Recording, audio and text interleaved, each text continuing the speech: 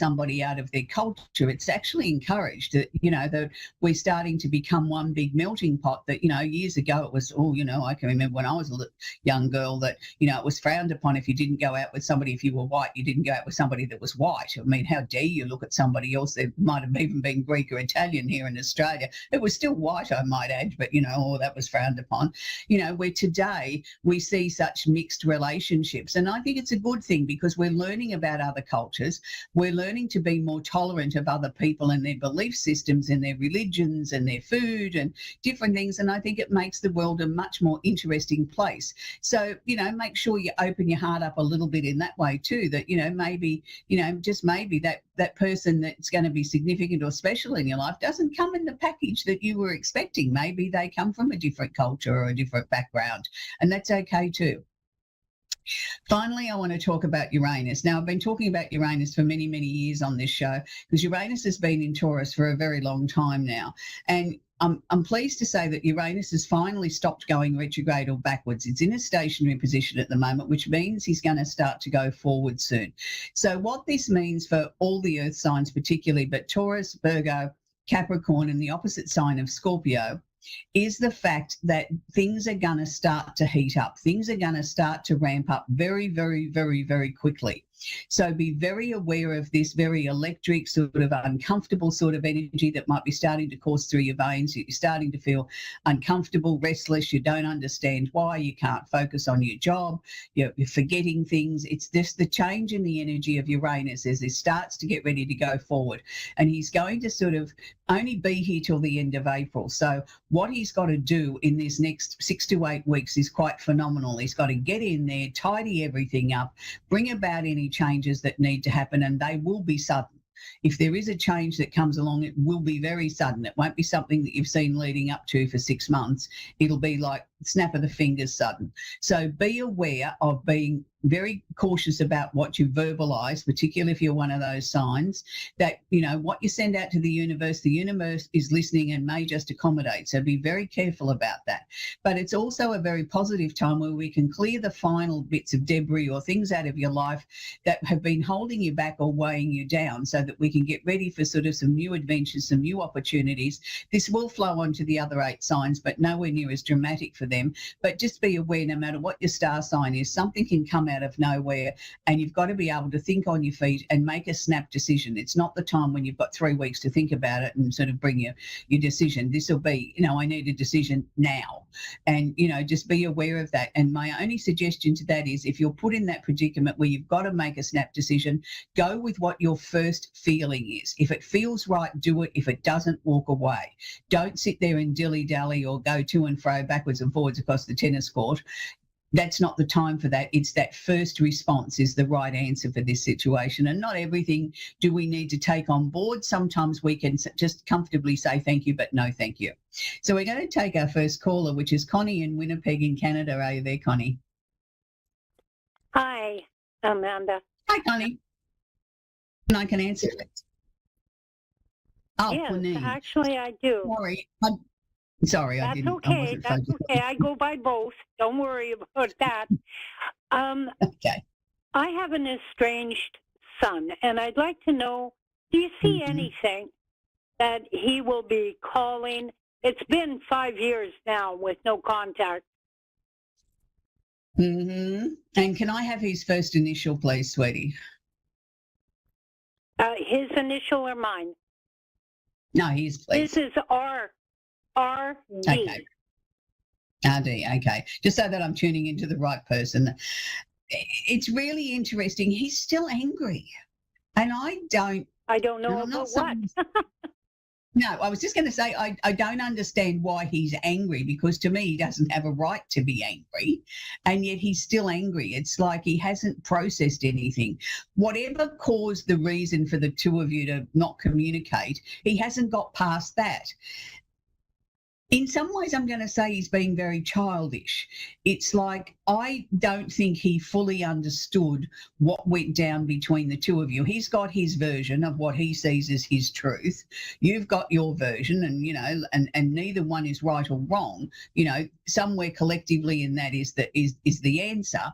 But the thing is, he's not seeing past his own anger, and I don't understand why he's angry. He keeps sort of, every time I try and go into his soul, he keeps trying to push me away, keeps saying, I'm not going to discuss this. This is not up for discussion. And he's very adamant about it. Look, I don't think in the short term, Corinne, that you're going to get the answer that you want, because I don't think he's ready to sort of come forward yet. Look, you didn't raise him to be bad-mannered, and that's what I'm seeing him being now. To me, he's got bad manners. Why can't he reach out and say, hey, Mum, let's get together, let's, have a coffee, let's do something. He's not doing that. And every time you come into his mind, he tries to push you away.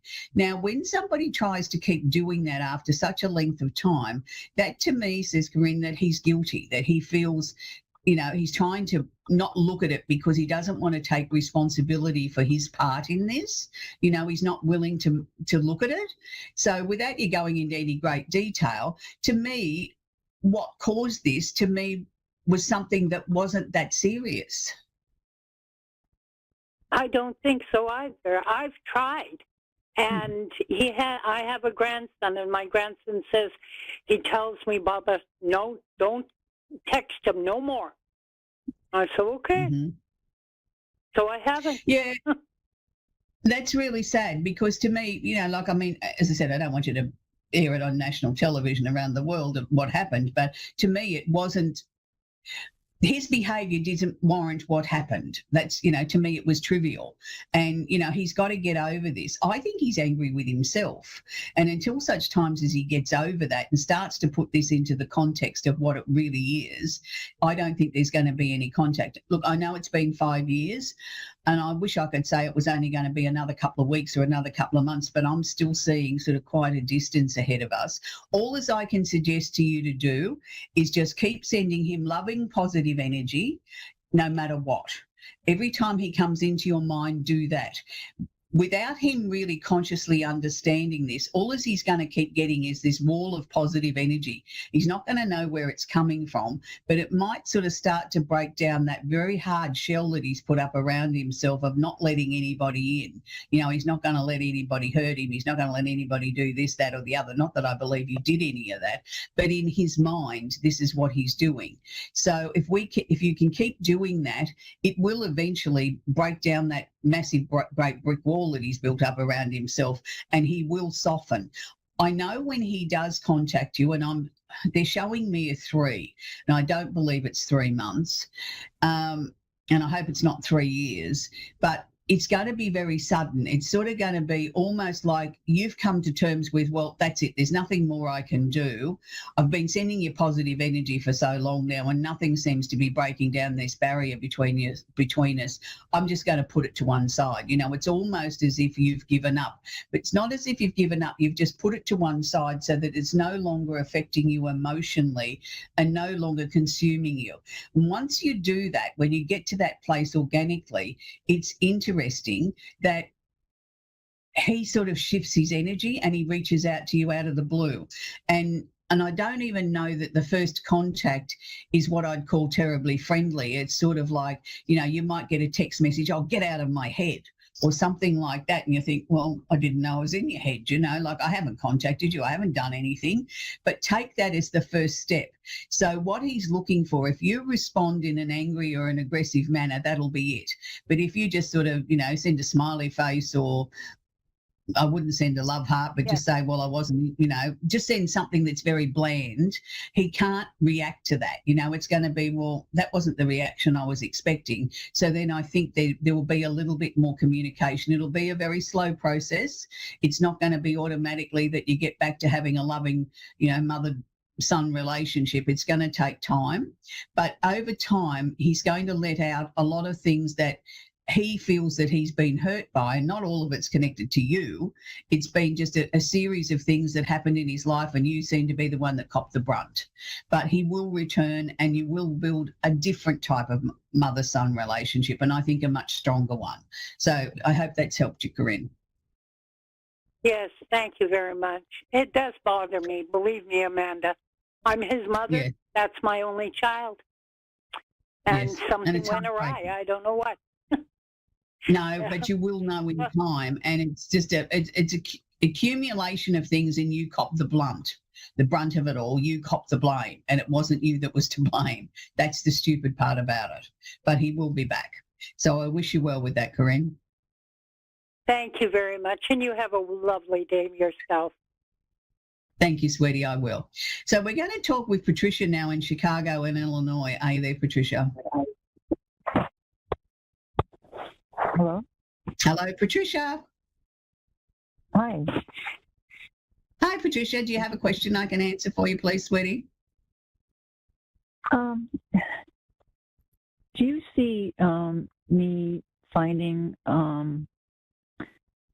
a person or a healing modality to help me with getting off of a prescribed medication? Oh, okay. That's a really interesting question, Patricia. I feel for you that you're going through this, and that, you're dealing with, a prescribed medication that obviously you feel isn't conducive to your health, that, you want to take some positive steps to try and sort of eradicate this out of your life. It's interesting because I think that what you're sort of needing is somebody that's going to look at the whole picture, not somebody that's just going to look at, okay, I'm addicted to, or I'm stuck on this pain medication or whatever it may be, but looking at the whole picture, that how did we get there? Was it through, a particular accident or an illness or something that led us on this path, and understanding the emotions that are connected to it. I want to see you find somebody that looks at the whole picture. Look, it's not for me to sit here and say, go and look for a particular type of practitioner. Only you'll know what you need to be looking, what's right for you when you're guided to that sort of particular person. But I feel it's somebody that needs to work on the whole body, the emotions, the physical, the whole package, not just one area. It's not like sort of say, go off and have a massage and they'll release the tension out of your body and then you'll be able to cope better. I don't think that's enough. It needs to be a whole thing. So have you looked at going to sort of some complementary therapies in the past? Yeah, it's just that with this particular one, it's a very, very slow process. And I know that there's different healing modalities out there. And yeah, it's something that I was never advised about when I went on. It's kind of like there's a lot of people now coming forth because there's a lot of suffering going on trying to get off of it.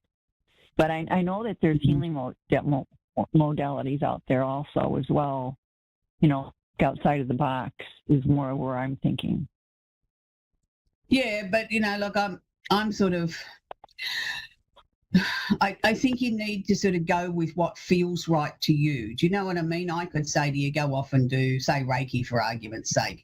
And you might say to me, well, that doesn't feel right to me. And yet somebody else could be singing the praises of a Reiki master and, they've had amazing results in all different ways. And yet for you personally, that may be not the right path. You know what I mean? That's what I'm saying. I think there needs to be somebody that heals not just the emotions, but the physical side as well, because I think this is a fairly complex problem that led you to having, this problem of, prescription medication that you can't seem to get yourself off of. There's got to be reasons for that, and I'm not a doctor, and we're not usually allowed to discuss medical things because we're not legal practitioners. But on an energetic level, to me, there seems to be sort of like pockets of blockage that I'm picking up. As I scan around the peripheral edges of your body, there's pockets there where we've locked in emotions and trauma and things that even go way back to sort of early childhood. And it's these things that I think need to be released. It's like we've got to release one thing at a time. Yeah, that's true. Yeah, so look, If I was to make a suggestion, I'd sort of say maybe look at something along the lines of Bowen therapy, but because that is it doesn't just work on one area, it works on many areas of the body, on the emotional and the physical and everything else. But, again, it's got to be your choice. You've got to feel comfortable with the practitioner and the person that you're trusting your energy to, as well as, listening or being able to listen to their advice. And, just because we find somebody that might be good for you doesn't mean that if it feels wrong to you, then don't do it. Like if they suggest something and it doesn't feel right to you, then it's not right for you. Where 99% of what they're working on with you may be really comfortable and really great, and you'll see great progress. What they're showing me on a soul level, that I do feel that you're going to be guided to the right practitioner, the person that's going to help you. And I'm going to say she's blonde, she's quite skinny, and you look at her and you think, I don't know whether I like you. You're a bit ditzy. You know what I mean? She seems to be a bit off with the pixie. She's talking about one thing 1 minute and then she's jumping over to another idea another minute and then back to something else. I'm going to say rise above that sort of ditzy rendition of her, because actually what she's doing is she's tuning into different parts of the body really quickly, and she's jumping from one situation to another, and she's sort of putting it all into her mind like a computer and storing it, and then she sort of comes out with her conclusion at the end of it. But she's actually very good at what she does, and I feel over time you'll feel more connected to her and you'll feel more comfortable with her. The first one, you walk out of there and you scratch your head and think, well, I don't know whether that was really what I wanted or I needed, but I'll go back a second time, and the second time you're more comfortable. What they were showing me is that I believe that you can get off this medication in the next 12 months and be very happy and healthy. So I hope that's helped you, Patricia. We've come to the end of the show and I have to say goodbye to you. Thank you. Blessings to you. You're very welcome. So that's, it's really interesting when people have health issues like this, like Patricia's got, not so much an addiction, but she's relying on prescription medication to get her through the day, and she wants to get off it and she hasn't been able to find answers. Look, there's lots of different healing modalities out there. You've got to find the one that works for you. Bowen's been around a long time, but there's lots of amazing therapies out there. So make sure you choose the one that feels comfortable to you. So as I said at the beginning of the show, we're heading towards Valentine's Day. It's only a few days away now, and it's a really interesting time of the year where, lovers will sort of go out and spend a lot of money on candy and flowers and romantic dinners and whatever. And for those of you that are on your own and maybe not wanting a partner, maybe treat yourself to a nice candlelit dinner or something like that, something that makes your heart sing. So this week I want to leave you with a love song that, look, I agonized over what to sort of suggest this week as the song of the week, and I kept coming back to this one. A lot of people are going to say it's because I'm a huge fan, but I think it sort of spells right across the board for love in many, many ways. And it's David Cassidy's I Think I Love You. And I know that it's one of those songs that, once you get it in your head, you can't get rid of it. And my favourite clip of that is, back in the 90s with his amazing drummer, Terry Cote, and I'm wearing her beautiful jewellery today that she made for me. And this is actually the Cassidy Rose that she made in honour of her wonderful friend David after he passed, and it's something that I wear with great pride. And I love Terry's jewellery. She's made a lot of jewellery for me over the years, but I want to leave you with this song by David Cassidy back from the 70s, I Think I Love You. And I know here at the network we certainly do love you all. Until next week, bye for now.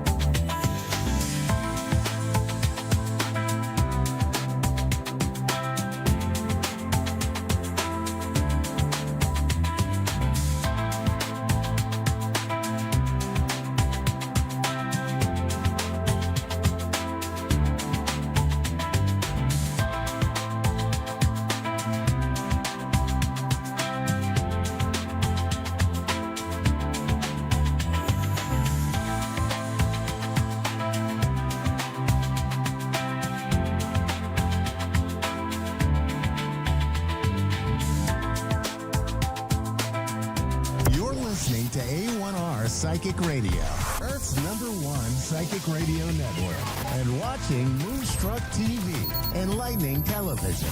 Welcome. Time for the Mini Medium with Stephanie Cowan. Live from tarotwithsteph.net. Connect direct.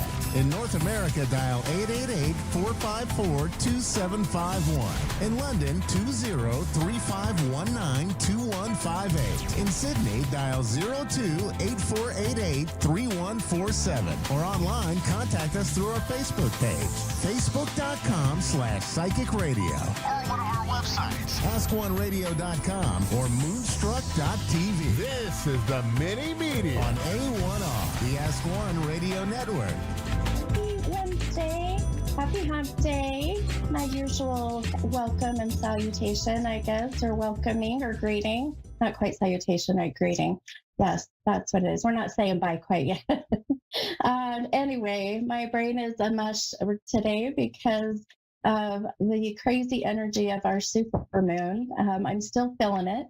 I don't know how you guys are all connecting with this crazy energy, but I know I've been a mess. But anyways, I am your mini medium on the A1R Psychic Radio and the beautiful Moonstruck TV.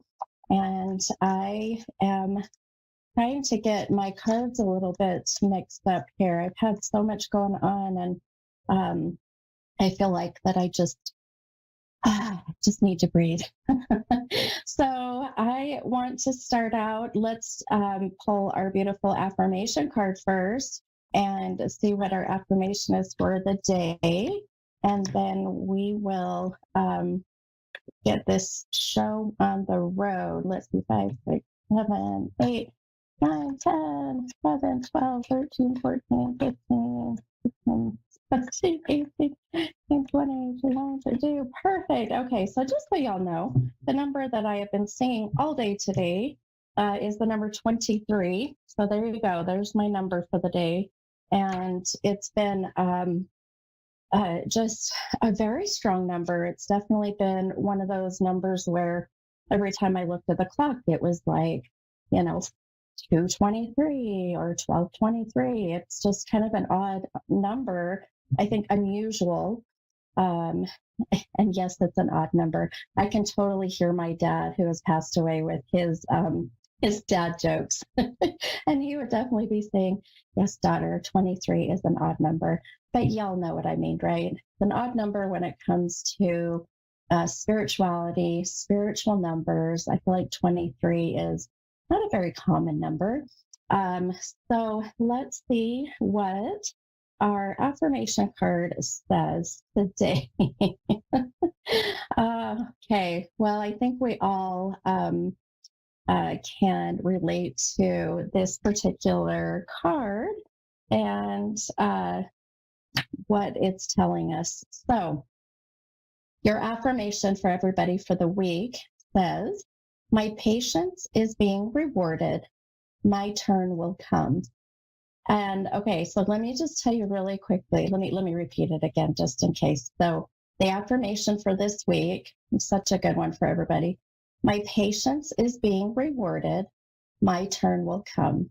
So I have been really manifesting for some things to come into my life. And I literally had this conversation with my family just yesterday. And by the way, happy 4th for those in the U.S. Happy Independence Day. Happy birthday, America. So hopefully you guys all had a beautiful 4th of July and you were safe. And if you are in a different country than the U.S., I hope you had a great day as well. And so anyway, going back to what I was saying, I'm having my ADHD squirrel moments, as I call them. So patience is being rewarded. My turn will come. I literally was telling my family that I am trying to I want to manifest more with my gifts. I want to manifest more with sharing. I want to be doing large events. I want to get to where I am able to share my gift even more than I already am. and I am not patient. So I want it now. I want it now. So I'm learning this. I'm learning patience. I am a Gemini. Patience is not my virtue. So yes, patience is going to be rewarded. My turn will come. So thank you, universe. Duly noted and message heard. So hopefully that resonates and hopefully it connects with you all for this next week. But generally in all of life, right? I feel like, when we can be a little patient with our life and our destiny and just things in general, then personally, I feel like my life seems to go a little bit smoother, So we'll see. We'll see how this week goes, but I'm manifesting it, my friends. You mark my words. You all got it recorded. I will be doing large events pretty soon. It's coming. All right. Well, I'm excited and looking forward to my callers tonight.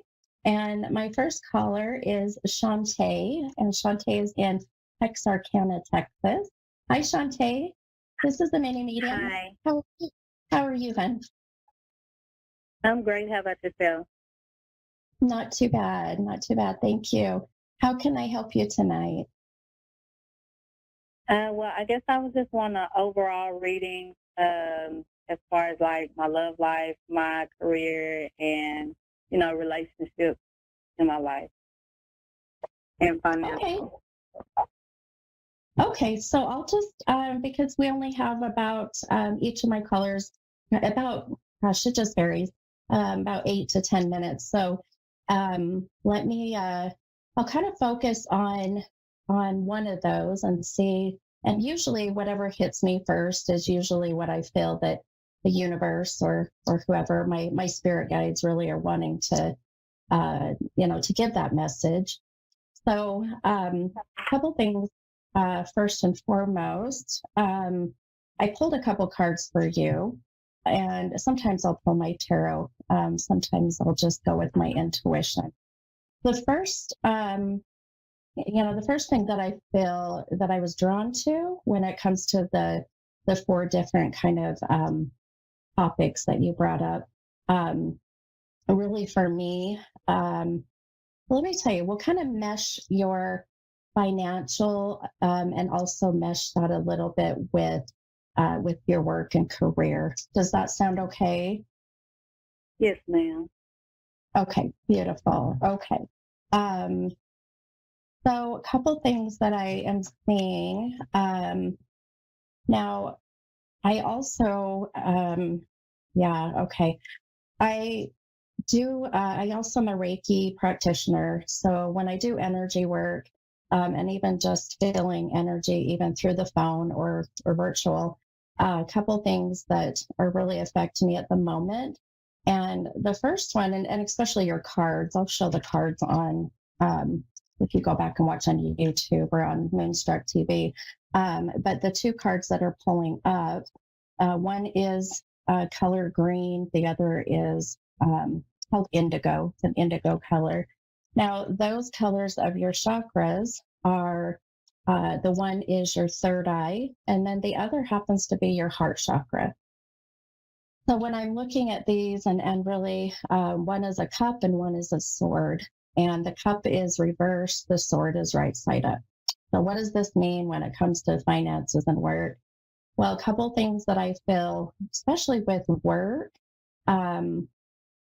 definitely whatever it is that you are doing right now, my friend, I don't feel is fulfilling your purpose. It's not fulfilling your soul. I don't feel that you're getting much out of what you're doing work-wise. It feels very just, I know this is going to sound kind of harsh in a way, but it just feels empty at the moment. Does that make sense for you? Absolutely. Okay.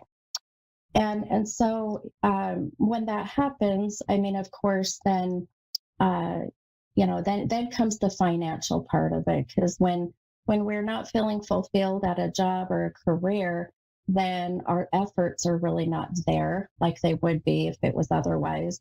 So when I see this, the third eye connection, which is your beautiful intuition. And by the way, I can tell just energy wise and with the visions I'm getting for you, you have a very beautiful intuition, Shantae. You have a very gifted way of connecting with people. And I also feel that you're very raw about it, meaning that you don't sugarcoat things, my friend. So do you feel that you're that way? Yes, ma'am, definitely. Yeah. And I love that about you. And I feel others love that about you. So when it comes to work, and I'm going to tell you that number 23 that I have been seeing all day today, I have a feeling connects with someone on the other side, someone who has passed, because just as I'm sitting here, I really can feel you have a very strong, supportive, like your best cheerleader. And this feels to me, a mother, grandmother. Have you had a grandmother pass? Yes, ma'am. She just recently passed. Okay. So I feel that's why she's here. She knew you were coming on, my friend. She knew you were going to be here. Now, think of that number 23. If it doesn't resonate right away, I can tell you, when I see the number, it's going to be connected to the 23rd of a month. This can also be February 3rd. This can also be, now that I think about it, we're in 2023. Did she pass this year? Yes, ma'am. Ah, okay. Well, there you go. Your grandmother is here, my friend. And I'll tell you, I've got goosebumps. I love this. And I feel like she is just cheering you on, telling you that she wants you to find that strength and that power within you, that all of the women, she's telling me that the generation of women, the lineage of women are all, I'll just say bad A's. How's that? I'm going to be PG rated. Would your grandma literally say that? Because that's what I heard. Yes, ma'am. Definitely. I love that. Well, she is definitely telling you that you need to go and find your purpose, my friend. And if you can find your purpose and have it be, monetary gain from it, like, money, obviously, we still got to make money to live. But if you can mix the two of them together, then the green that this card is, the green is that heart chakra. And that heart chakra being what happens, then everything else starts to fall into place. You start to exude that beautiful, confident energy. And then you start to connect with other people that become drawn to you and the good people, and this is where you find your person or your soulmate. So it's like, once it's like a root cause. Once you find the root cause and you work on that, which is your shadow work, then everything else starts to bloom and starts to fall into place. And I'll tell you, your grandma being here right now and validating, the 23 just hit me that it's 2023. Just validates that she's like, yep, I just passed. We're only into July, but I need my beautiful, and it's funny, I hear her, then I would say a granddaughter.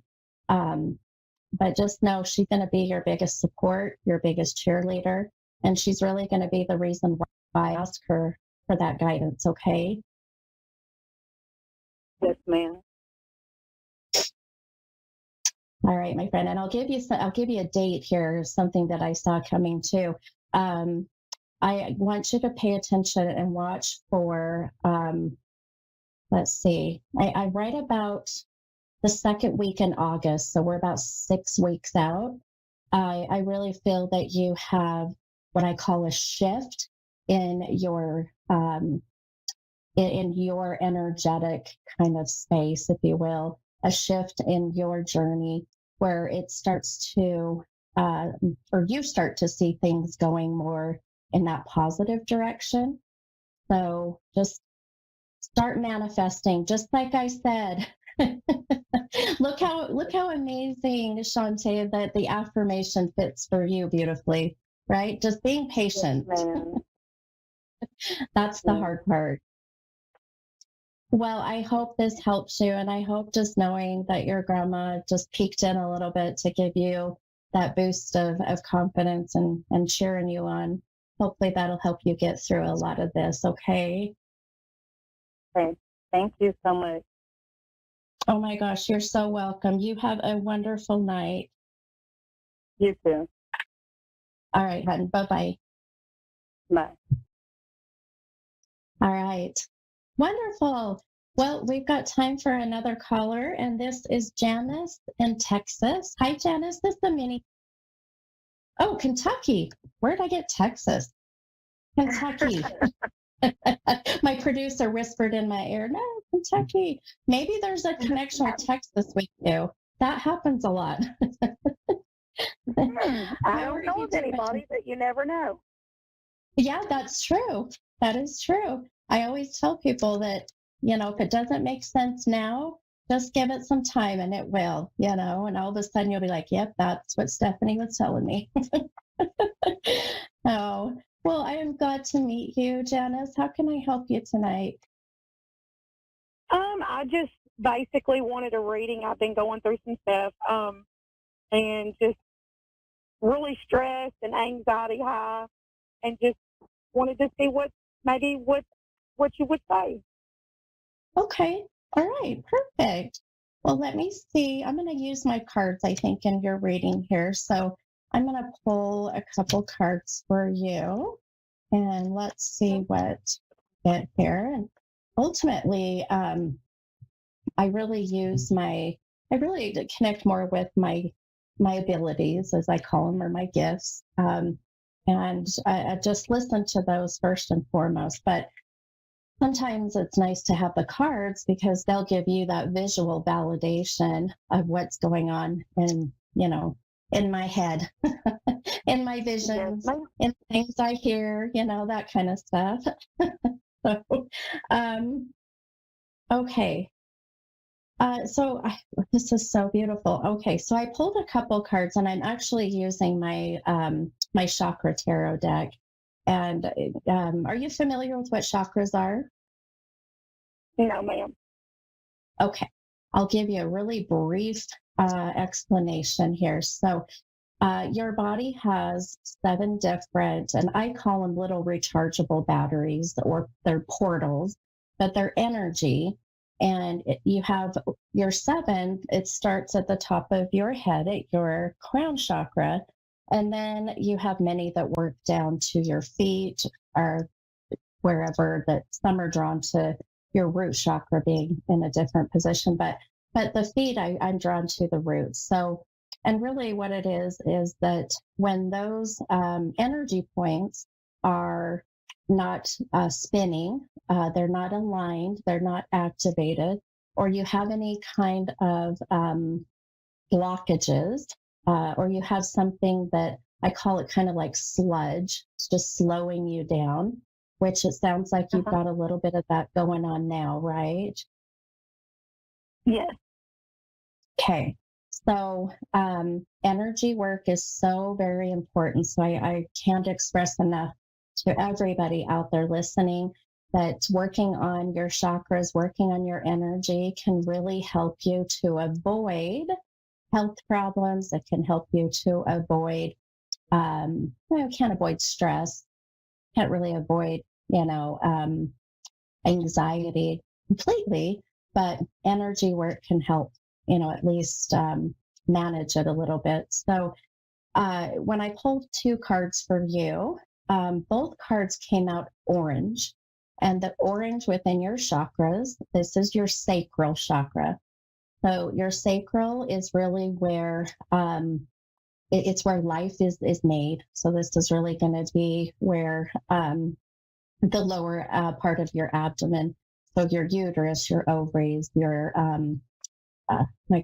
bowels, kidneys, all of this. So the physical part of what the sacral, that It's always swelling my stomach.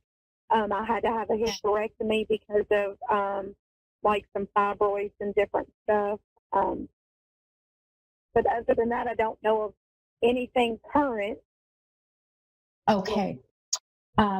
So I'll tell you, you validated when I mentioned, the lower sacral, which I said, your uterus and your ovaries, which a hysterectomy would tell me why I'm being drawn to that area. But I would just say, I'm not a doctor. I can't really advise you, but I do feel that the stomach, but I feel more than anything, for you, Janice, this is really, like, just bacterial. It feels to me just getting on like a pro or a prebiotic can really help with some of the things you're having with your health. Okay. I know the distended stomach. I had that as well, and really they focused that down to the gut health. So I feel that could very well help you.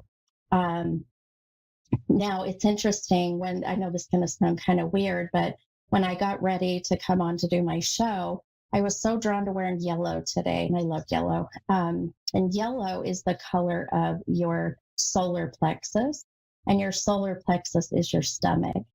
So definitely, I've got some working to do on my stomach. But I want you to just be mindful and maybe go get some blood work done, or go have, go get started on a pro and a prebiotic. Because I feel health-wise, this may help you. Are you feeling really tired and kind of run down? Yep. Yeah. Okay. Yes, ma'am. Yeah, this root cause, this is what I'm telling you. I know people will come and they'll ask me a question. Well, I feel like my life is kind of all over the place. I feel like I'm just, tired, depressed. And, I say, well, let's do some energy work and let's narrow down where this root cause is. And I do feel a lot of what's going on is right at that stomach, right at that solar plexus, and maybe a little down into your lower abdomen where that sacral is. But I would definitely go see if you can't get just some baseline blood work done, and see. I do feel your vitamin D is low. I'm getting my sign for that. And that can help with energy, obviously, as well. So look into that, my friend. And I'm going to tell you, we got a lot of estrogen in this room. I am channeling. I feel. Have you lost your mom? Has your mom passed? No, she's actually battling cancer. Okay, that's probably why I'm drawn to her right now. Okay. And sometimes when I'm drawn to the energy, then I have to differentiate, are they on the other side, or are they going through kind of a spiritual transition here in the physical world? So, and so I do feel that I'm connected to your mom. I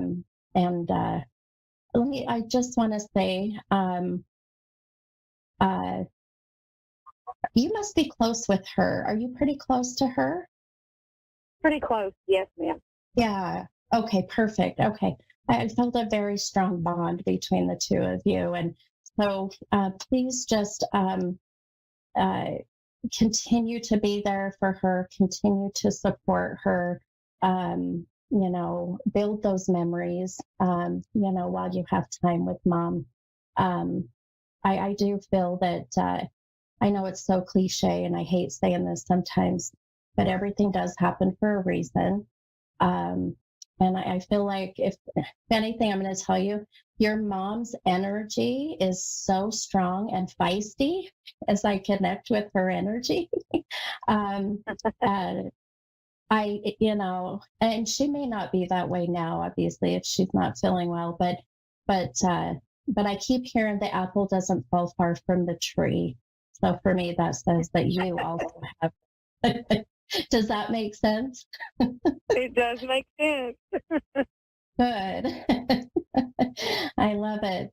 But I want you to keep in mind too, I keep going out to the month of September, right about fall time.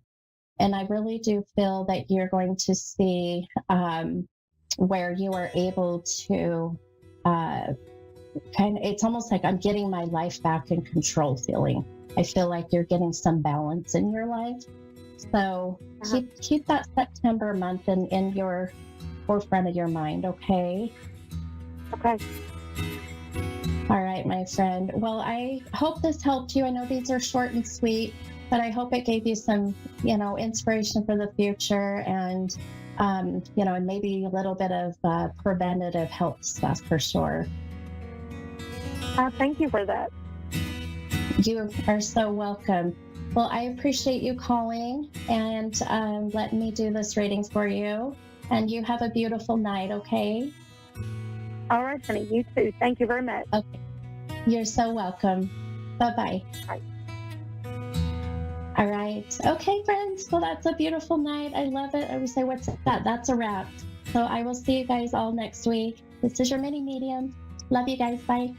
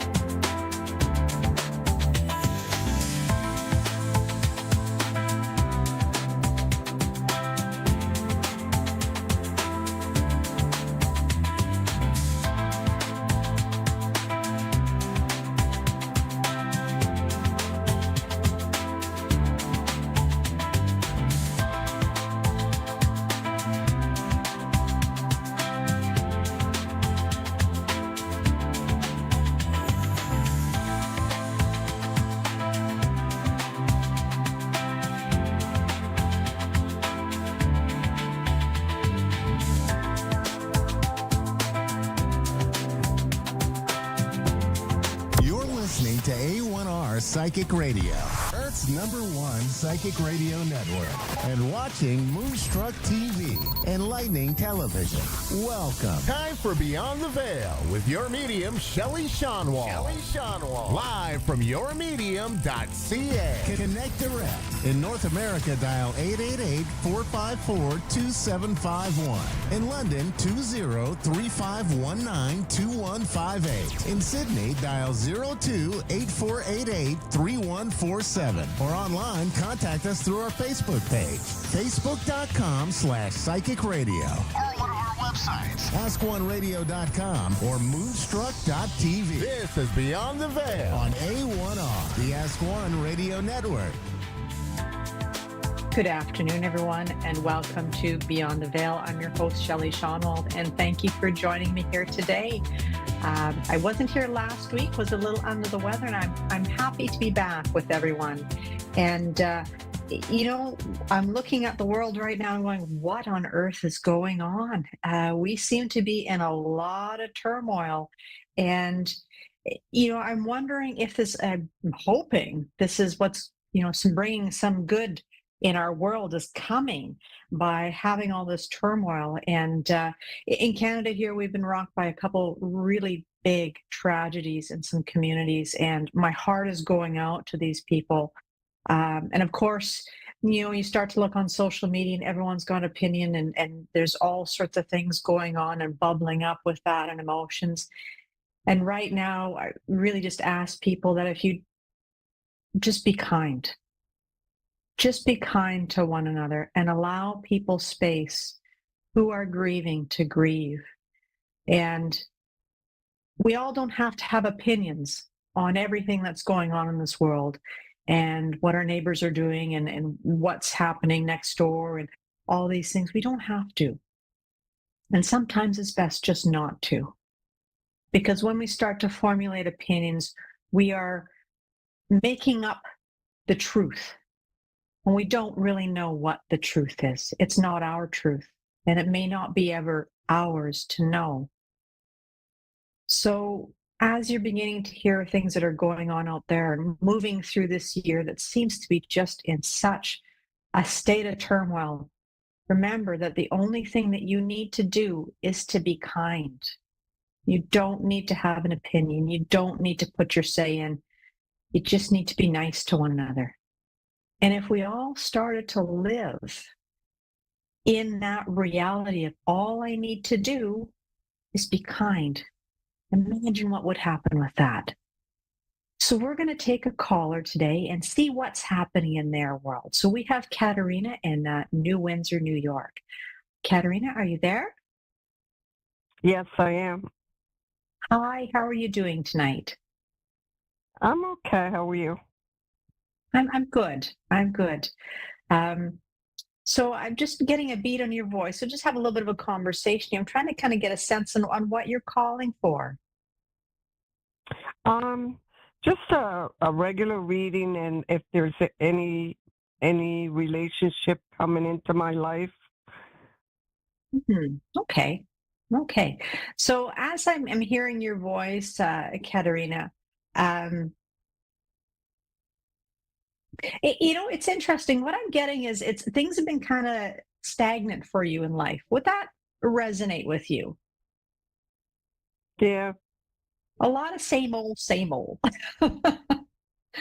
And you're looking to, and it's not even necessarily about the relationship. There seems to be, it's just everything is very routine for you, isn't it?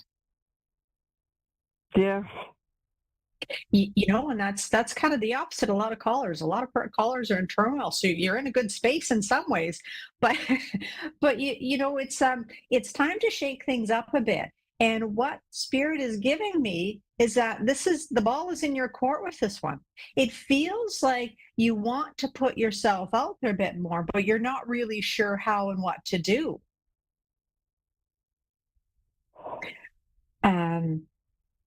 And what I'm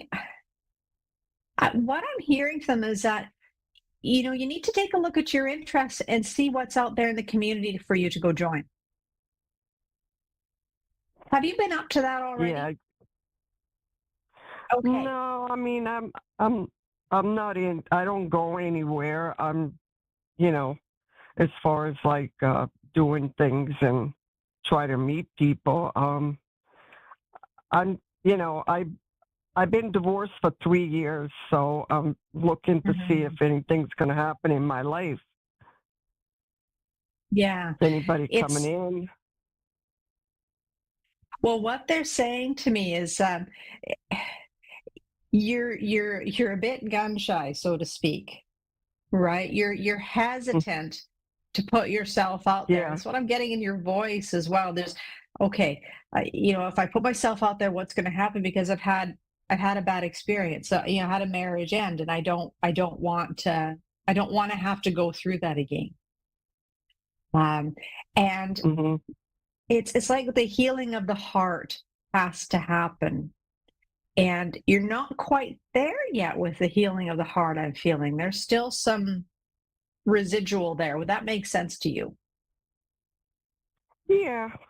But I'm ready to move on. Well, what I'm hearing from them is that in order to get on to this next part of your life, you're going to have to pull yourself out of your routine, right? Your routine is your safe space, and you've kept yourself very safe, right? It's worked very well for you. It gave you that nice little cocoon to kind of get yourself to where you needed to be. But now, if you're looking for a relationship, if you're looking for more, you have to poke your head out a little bit. And that's where you're going to find the relationships and the people that have the same values as you. Now, I say this a lot, and this was actually information that was given to me by a good friend, and is put on a list of all the qualities that you want in that person. When you go out to put yourself out there, you have that nice little list of what you're looking for, rather than just going out there randomly and thinking like, well, maybe this will suit me. I'm not, I'll give it a try. But to have the parameters, right? But then it's about getting yourself out there. Now, whether it's, the online dating or going out into the community and seeing, joining different groups and clubs of people that have similar interests to your own. And that's where the people are going to be. And it feels like there is an introduction that will be made to someone. I was like, I see you shaking hands with someone. So it's there for you, Katerina. There's the opportunity is going to present itself to you. It's but it feels like it's not going to fall in your lap. Yeah, I have one quick question. I haven't. My second daughter hasn't talked to me. Her name is Kristen. Hasn't talked to me for 14 years. Right after she got married, because of the guy she married. He's Indian, and they just stopped talking to me. Do you see her coming back into my life? Oh, I'm so sorry. That's a tough situation. Let's see what Spirit has to say with that. It does feel like there will be sorry said. Like it does feel like there will be. It feels like there will be apologies. I'm not getting a time frame on that, but I feel like there is something around that. Okay. So I was just wondering because it hasn't happened. It's been 14 years. I ran into her 2 weeks ago, and she walked right by me and said, "I don't want to talk to you," and that was the last word I heard from her. Yeah, I feel it's in time. It's in time, dear. It's not going to happen anytime soon. But I feel like there's I'm sorry's. Yeah, it's been hard. And it's what I'm getting from them too is with that relationship, it's meeting in the middle as well. And that's a tough thing to do because feelings are hurt. Feelings are very raw when things like this happen. And being able to let go of some of that hurt and to allow the relationship to heal. And sometimes I want her back into my life, but there's nothing I can do. I hear patience. Yeah. It's unfortunate we can't always, have our children make the right decision just to keep hold of a relationship with us, right? I mean, it's tough. Yeah. And we put them on the surface. People that they married. Yeah, and that's you can't choose your kid's partner, right? Yeah. Anyway, So basically, there will be somebody coming in my life, but I just have to let them in. Yes, and you have to get yourself out of your shell. Yeah, they're not going to drop into your lap, dear. Yeah, I know. And I don't go nowhere, so I have to get myself out there. You right, do. Thank you. You're going to have fun when you get out there. You are. I just want somebody in my life. It's been hard. Yeah. Yeah, it's hard to be alone. It's hard to be lonely. And when you're in that state, to get yourself to, feeling comfortable with putting yourself out there again, it takes a little bit of extra work. So it's baby steps. Yeah. All right. Just gently ease yourself into these things. And you're introverted, and that's okay. I'm an introvert too. I love my space and my private time. So, honor and respect that as well for yourself. I mean, that's your makeup. And when you find someone, you're going to want to find someone who probably is also a little bit on the introverted side too. So you don't, you're not being drugged Yeah. around by the arm to all the parties and things that you just don't even want to be at, right? But Yeah. that's where your Yeah. list also comes in very handy as well too. So you understand that if someone's way too extroverted, well, this just isn't going to work. That person's going to drive me nuts. I Yeah. want my home and I want my book, but they want to be on Yeah. the go. But it's there for you if you want. Okay. All right. May I Thank leave you. them with you? All right. You're welcome. Yeah. Take care. Bye-bye. All right.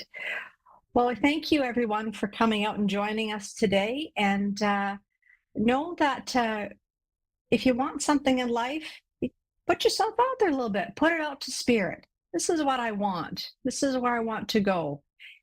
And then begin that journey with them. Let them know that you're ready to take these steps and you're ready to do what's necessary to meet your goals, whether it's a relationship, a new job, a business, whatever that is. Spirit will help you, but they want to know that you're there with them, walking the journey. They're not going to just hand everything to us, as really, really nice they did, wouldn't it? It'd make life so much easier. But at the same time, where's the learning and all of that? We need to put effort in and go with our guts with these things as well, too. And when we do that, and Spirit knows that, oh, well, she's paying attention, she got that cue, they'll keep giving you more information, keep pushing you in the right direction. So as we move through the days and weeks to come, remember, be kind, listen to your gut, and ask Spirit for help when you need it. They won't let you down. They really won't. As long as we're invested in the journey ourselves as well, they will be here with us. So again, my thoughts and prayers go out to all those in Canada who have been affected by these horrible events. You know that people out there love you, and we're thinking of you. Have a wonderful night, everyone, and we'll see you next week.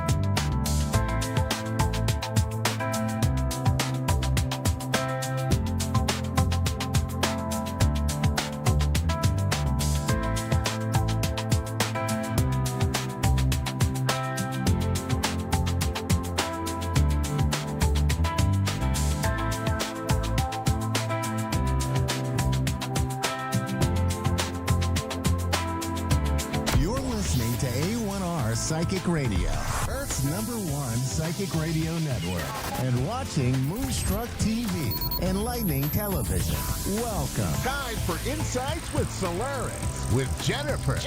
Live from Solaris.1. Connect direct. In North America, dial 888-454-2751. In London, 20-3519-2158. In Sydney, dial 02-8488-3147. Or online, contact us through our Facebook page, facebook.com/psychic radio. Or one of our websites, askoneradio.com or moonstruck.tv. This is Insights with Solaris on A1R, the Ask One Radio Network. Hello, everyone. Welcome to another episode of Insights with Solaris, where I'm your host, Jennifer. I've been a tarot reader for over 10 years, and I do a lot of other things as well, from being an ordained minister to being a Reiki master. Whatever that I do, though, I always come back to say I am just a conduit of source energy, of spirit, and I bring messages and healing for those who find me. And as far as messages go, I always start out with a message for the collective over the next couple of days to the next week.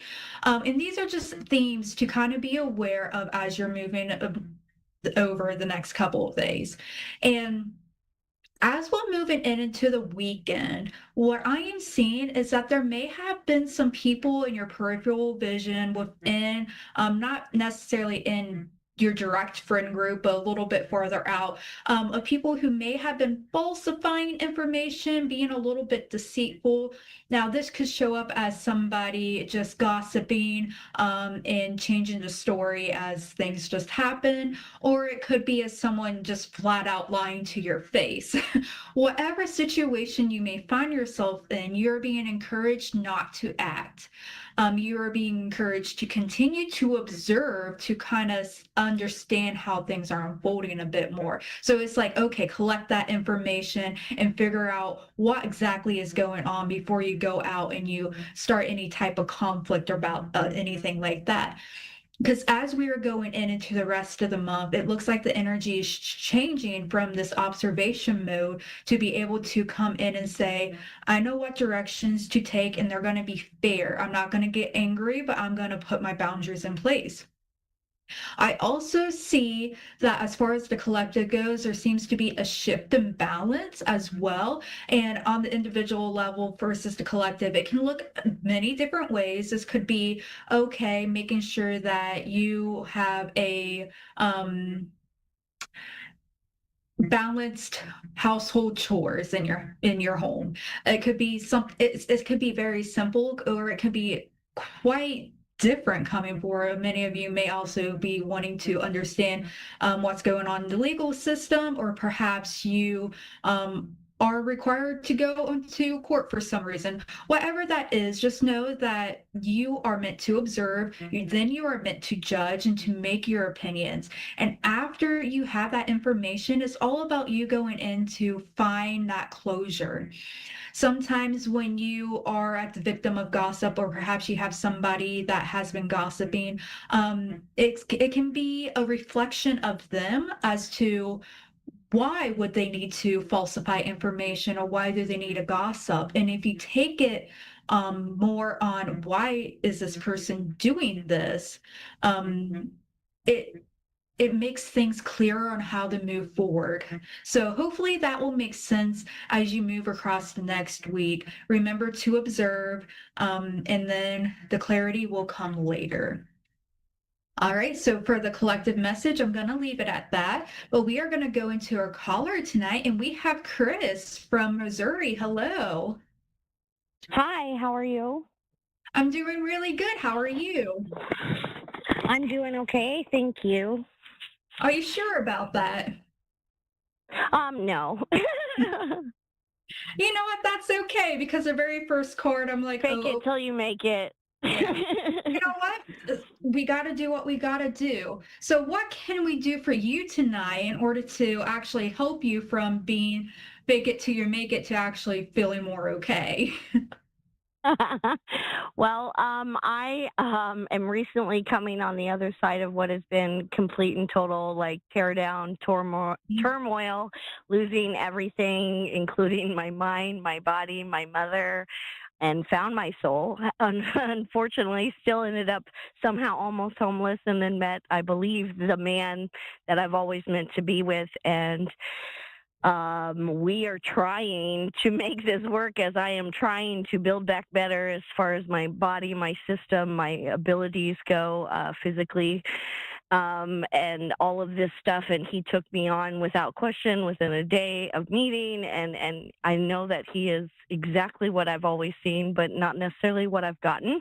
However, he's dealt with his own levels of trauma, as well as PTSD, military, but also his upbringing, as well as just his sobriety, that he believes, he can take this shot from the VA, and that's what he's willing to do to stay sober. Although I don't believe he was ever even an alcoholic. I just think it was an outlet for all the things he wasn't dealing with. And at this point, I am trying harder than I ever have, but also pushing myself in ways I've never been able to, and I'm in more pain than I've ever been. But I'm also like literally a day away from getting my lumbar injections, neck injections. I'm going to be having surgery soon on my hands. Finally, he's gotten me closer to everything that's going to help me get better, and it's only because of him, but also I've never wavered from what I've always seen. Again, not truly even gotten. And I'm hoping, I kind of made a plea the other night that was everything that I can't imagine taking me on was for him, only to completely detach from me almost immediately to where we never really got started. And then I asked for a second chance, and I tried to communicate with him yesterday, especially about, you don't get to say we're going to take it one day at a time, then hit me with the salty, well, you know what's going to happen is, should I state the obvious and then make me feel bad about the things that I don't have control over yet that you've agreed you're going to try too. So today's been a great day. We live in a house with 4 animals, 3 of which are his. Mine's the baby. And I feel like we are a family already, and we're about to take on another property. I'm hoping that includes me too. I don't want a future without him in it. However, my goals have not wavered from everything. I'm still striving to get back as far as my abilities, my life, and my greatness that I was already kind of killing it before my body decided to shut down, and I didn't get a choice. And then my mother died, and then I ended up homeless only due to my sister ensuring that I have nothing, only so I could suffer more and it not be about the money. But I'm hoping that I'm on the cusp of literally everything that was on the other side of this stuff, and the light was not a bug zapper, and that I truly am going to start seeing things flow in that I've been waiting on for 2.5 years that haven't even been possible until now, and it's all going to floodgate in. But I'm just riddled with anxiety all the time, and my system's so unbalanced without even my supplements to keep me regular in mindset and things like that, that I am debilitated most often, and I have become such a depleted version of anything I could just survive before, that I feel like I'm running on fumes. Take a deep breath, Chris. Take a deep breath. That's the other thing. My auto response is to stop breathing, clench my teeth, and hold my breath. It's so crazy.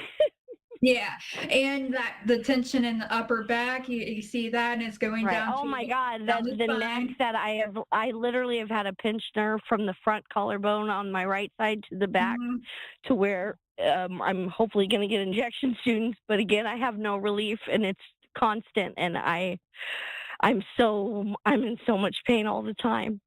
Yeah, that chronic pain, it really can wear a person down. So as we were working, if you are open to this, I'm just going to request that my guiding team and my healing team just come into your energetic field, kind of do some healing work for you and your physical body. Please. So Thank I'm just going to allow them to do some work in the background. I have a lot of cards for you. So I'm going to try to get through as much information as I can. But if you have something that you need to talk or energetic with, just please do so, okay? Because when I get into that channeling period, sometimes I can talk a lot and then it's just word vomit. So I want to make sure we are the same way. Fantastic. And I'm about to start doing tarot readings for others, so I'm praying that I can get this under control, because it's the only way that I've been able to help myself is to try to help others in this way. So I appreciate whatever you can offer, and I totally believe everything you just said. And I love that, because I was pulling out some cards, and one of the cards I pulled for you was the Mystic. And I love that because it is supported by this relationship that you're trying to cultivate as well. Oh, and he's a magician by nature.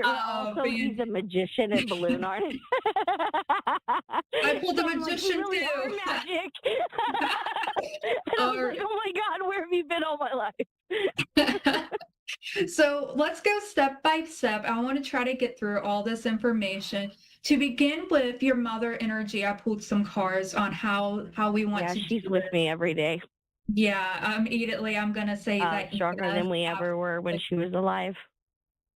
And like she really does have where she wants you to be comfortable. She wants you to be safe and happy. And a lot of that is about the whole world. Right. But it seems like whatever has happened in the past, she is going to make sure that you get an equal day. That's what I keep hearing. It may not show up exactly as getting. Nope, it hasn't, but I'm not worried. But it is going to come back in some form. This could be opportunities. Right. This could you be tarot reading, and then all of a sudden people just wanting to give you tips, right? But it's going to come back. Well, and she is going to they did finalize the probate 2 weeks ago. Finally, my sister had one last-ditch effort. She's tried to sue me 3 different ways during this stuff and tell me I owe her thousands and thousands of dollars for a home she never lived in and things that were in it that were of no value, and telling me that I took thousands of dollars worth of stuff, and she got denied every time, and this is the final judgment, and so I'm waiting for the check literally this week or next, but I don't know if it'll be that quick. Give it 9 days for more information to come through. It does seem like it's going to happen quickly. I'm seeing the number 0, so this is a complete cycle happening. So it seems like possibly like after February, as we're going into a new month. I'm also seeing 1, so 110. But it seems like 9 days you're going to get more clarity. So try to let that just concerns fade away, because you are being taken care of in the spiritual world to make sure. I kind of had a fire under my lawyer's butt, and he now isn't messing around because he was supposed to be retired 6 months ago. Well, no, he'll retire afterwards. Either way, I had to use some legal terminology, and I already have an investigation approved by the Missouri Bar on her lawyer, so I'm just waiting for it to finalize before I tear the whole house down. And then when you tear it down, you rebuild it in the way that it's supposed to go. So I love that. So just let that happen. There is nothing for you to do right now. You just let it happen. And we are running out of time. So I'm going to have a lot of information in 90 seconds. Okay. Okay. Regarding your body, you are becoming more balanced with your mind, body, and soul. So the hiccups that you were having, it was emotional based, where then your physical body just fell apart because you were still needing to address some things emotionally in order to build that back up. There's a lot of things going to be happening in the background regarding your health. Now, I am not a medical professional, so please, of course, go through all your medical professionals in order to do all of this.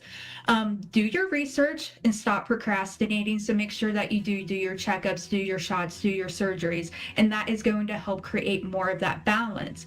Now, with this relationship coming forward, it does seem like this is a person that can really help you. He has already helped you, and it's going to help you come back to your feminine energy, where you feel like you're have more authority with a lot of love and tenderness to it. It is going to be balanced, but of course you're going to have to work with that. And finally, I want to come back to you are a very mystical person, so continue on with that path.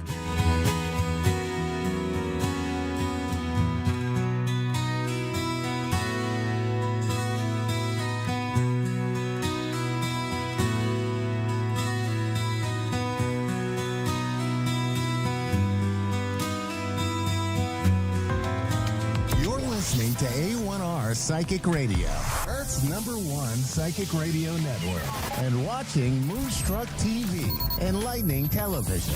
Welcome. Time for New York City Celebrity Psychic with Perry Lyons. Perry Lyons. Live from PerryLyons.com. Connect direct. In North America, dial 888-454-2751.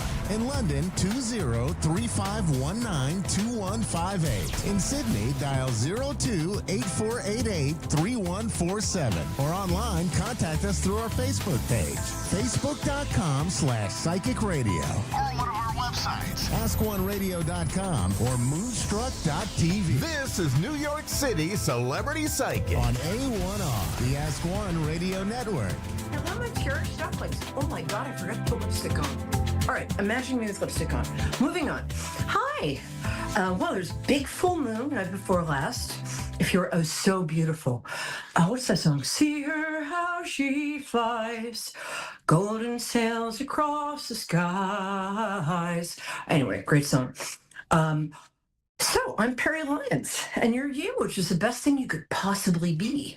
And this is Moonstruck TV and A1R Radio, and I'm sitting here like a lovesick teenager staring at my phone waiting for your call. So before I take callers, but I'm very happy to take them. And by the way, when you come on, just be yourself. All I need you to do is tell me your birthday, and we're off to the races. But first, the psychic tarot weather, which is just like regular weather, except less damaging your crops. Okay, well, what are we going to do? We're going to pick 3 cards. I have a gym bag filled with about 1,200 cards, and I have to report them just as I pick them, which sometimes is a little awkward. Okay, there we go. Oh, that's nice. Cool. First of all, we've got, so here's how it works. The cards are for the beginning of this week. So that's today through like Friday. The next card is for Saturday, Sunday, Monday. Third card is for the end of the week, which is to say Monday, Tuesday, Wednesday. And here we go. Oh, wow, it's really interesting. Okay, I'll actually tell you what it is. So the first card is the 4 of Cups. The 4 of Cups is a guy sitting under a tree. Can you see that? I always get this, oh, it's bloody thing. There it is. Guy sitting under a tree, or a girl, and there are 3 golden cups in front of him, except this is a black and white deck, but still. And there's a hand coming from a cloud offering him a 4th golden cup. And he's like, I don't know. So he's already got 3 cups. But this hand from the sky, miraculously, is offering him a 4th golden cup. But his whole attitude is like, I don't know, I've got 3 golden cups, I'm good. Could you come back next Tuesday? How would that be? And of course, the golden hand in the sky is like, you know what? No. So it's a time when you might be faced with an opportunity that you don't feel like taking, or you don't feel ready to take. Or you might want to look for a new opportunity because honestly, you're a little bored, let's face it, in your present situation. So there's a lot of opportunity out there for you. You just have to get a little uncomfortable and go get it.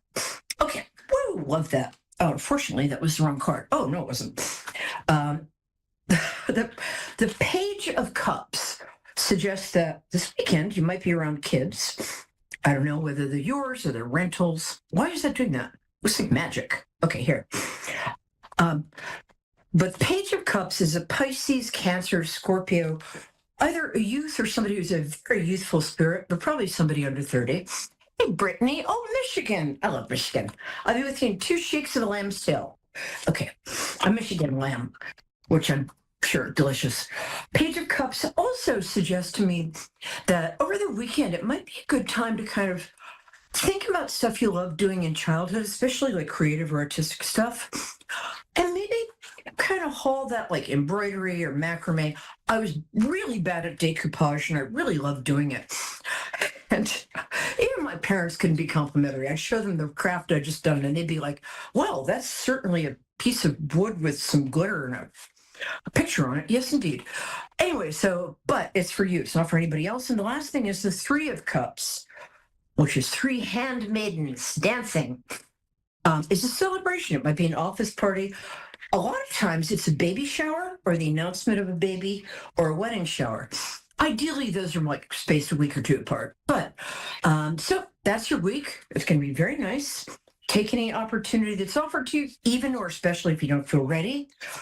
Get in touch with your younger artistic self.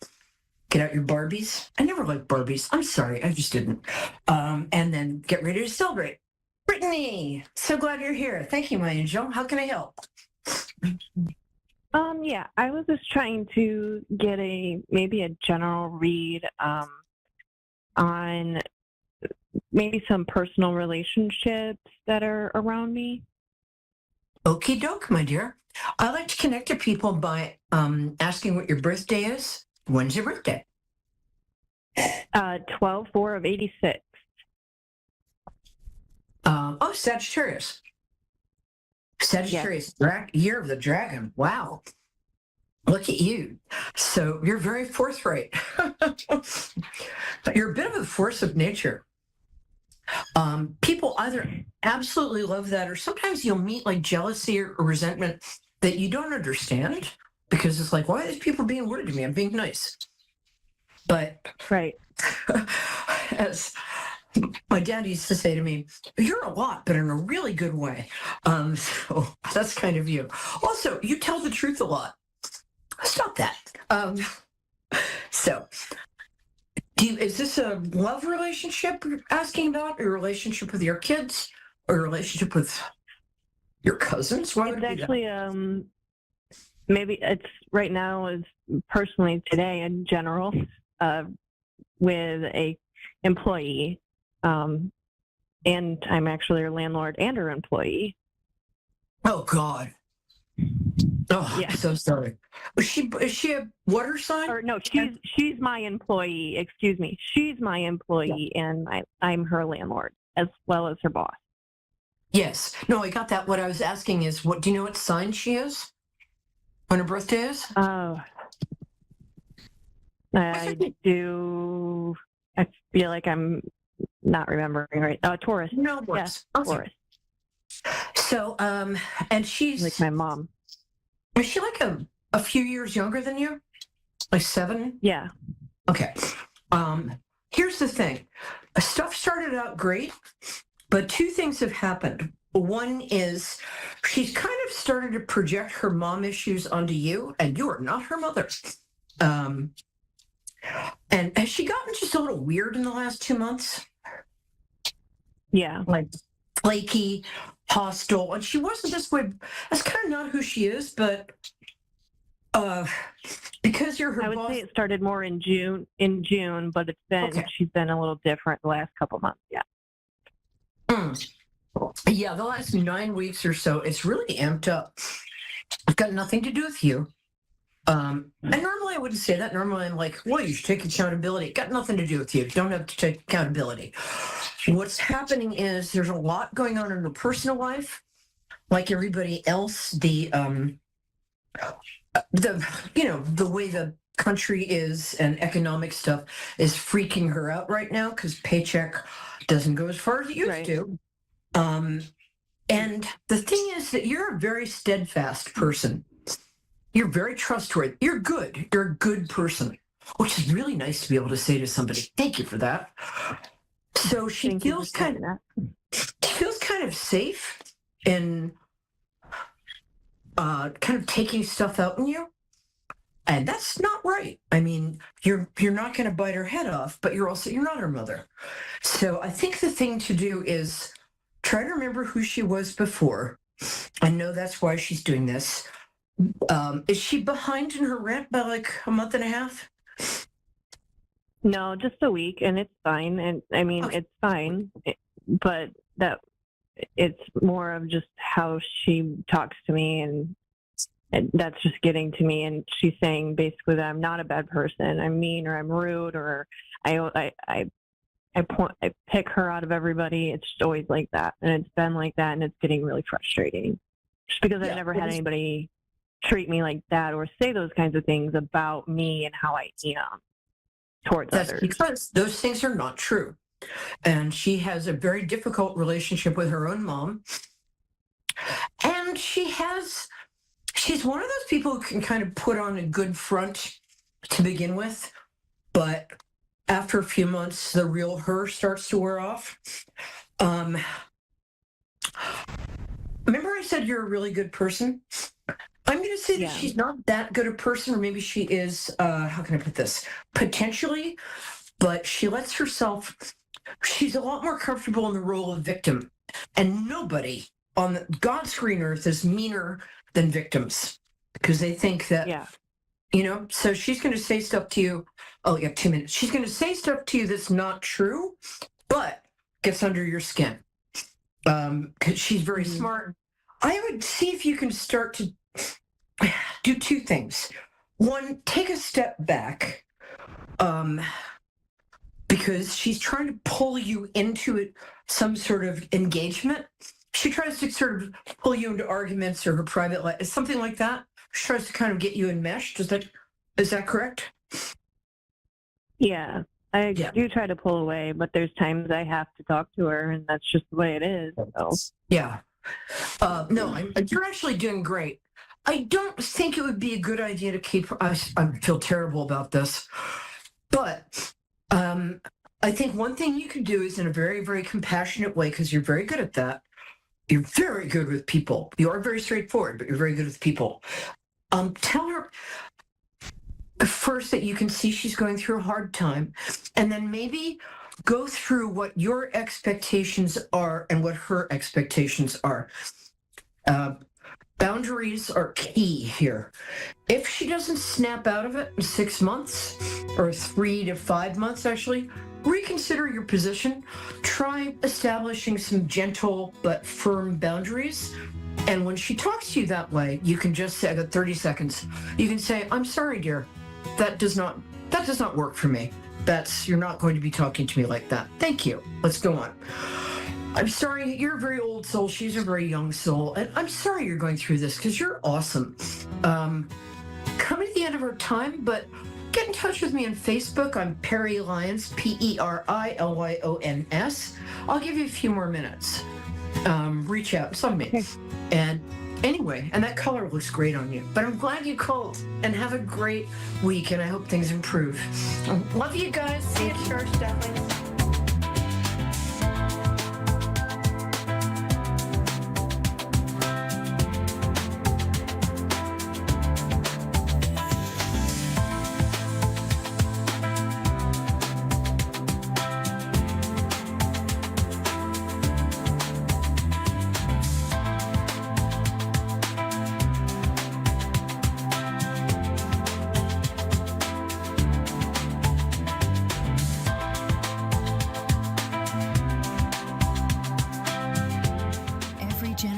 Has a voice that cuts through the noise, a truth teller who reminds us what we've forgotten. Christina Elliott isn't just another psychic. She's the woman redefining awakening itself.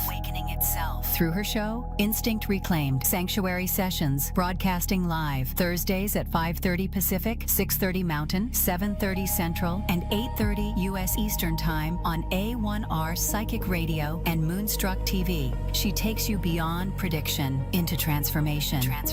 This is where illusion ends, where instinct rises, and where your soul remembers its unique power. Visit ChristinaElliott.org. Because you weren't born to survive the story, you were born to rewrite it.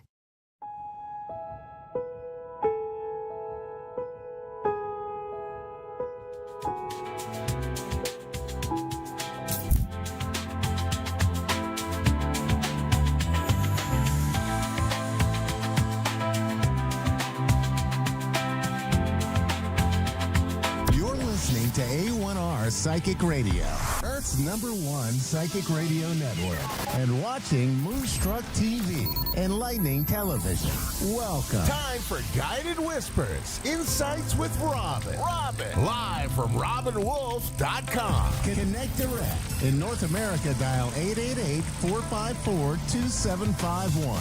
In London, 20-3519-2158. In Sydney, dial 02-8488-3147. Or online, contact us through our Facebook page, facebook.com/psychic radio. Or one of our websites, askoneradio.com or moonstruck.tv. This is Guided Whispers on A1R, the Ask One Radio Network. Hello, everyone. Happy Tuesday. I don't know about you guys, but it's nice to have the weather at 70 degrees today in Asheville, North Carolina. And I am here to do a reading if anybody's interested. Mediumship, psychic, tarot, animal communication, whatever your needs are, I am here to help. And while we're waiting for someone to come on, I want to remind you all that next week, February 17th, we begin a new cycle. It's powerful. It's focused on new beginnings, transformation, bold action, high energy. And it starts February 17th, my mom's birthday, this year. So you can expect your intuition to become stronger. You can expect that you will be taking some calculated risks, that you will overcome that feeling of stagnation. You will be in a forward momentum. And if you're feeling like you've been shedding your skin kind of like a snake, this week, it's probably really happening. You're probably starting to shed your skin so that you can prepare for new beginnings. So get ready, because it's going to be really fast, and it's going to feel fast paced and passionate and everything. And with that, I am going to welcome Mary from St. Augustine, Florida. How are you today, Mary? I'm doing great. How are you? I'm also doing great. Starting to warm up. The last couple of weeks have been horribly cold. Oh, I know. They're awful. Yeah. How are you today? I'm doing good. What can I do to help you? Good. Do you have any insight for me or advice in general or anything on my love life coming up or money? Okay, so you want to concentrate on love and money. So think about that for a moment. And I'm going to shuffle the tarot cards and also use my own, like just tune in with you psychically. So just think about that for a second.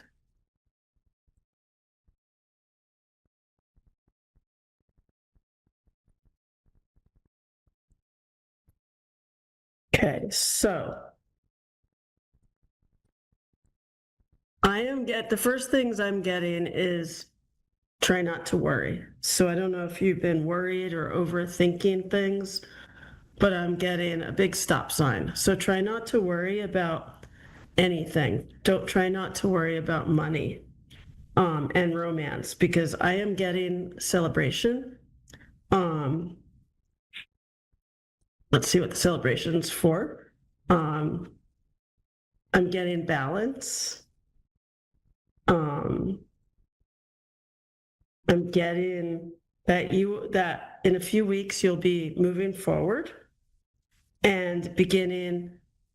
I don't know. I just keep seeing transformation. So whatever you're manifesting is starting to happen.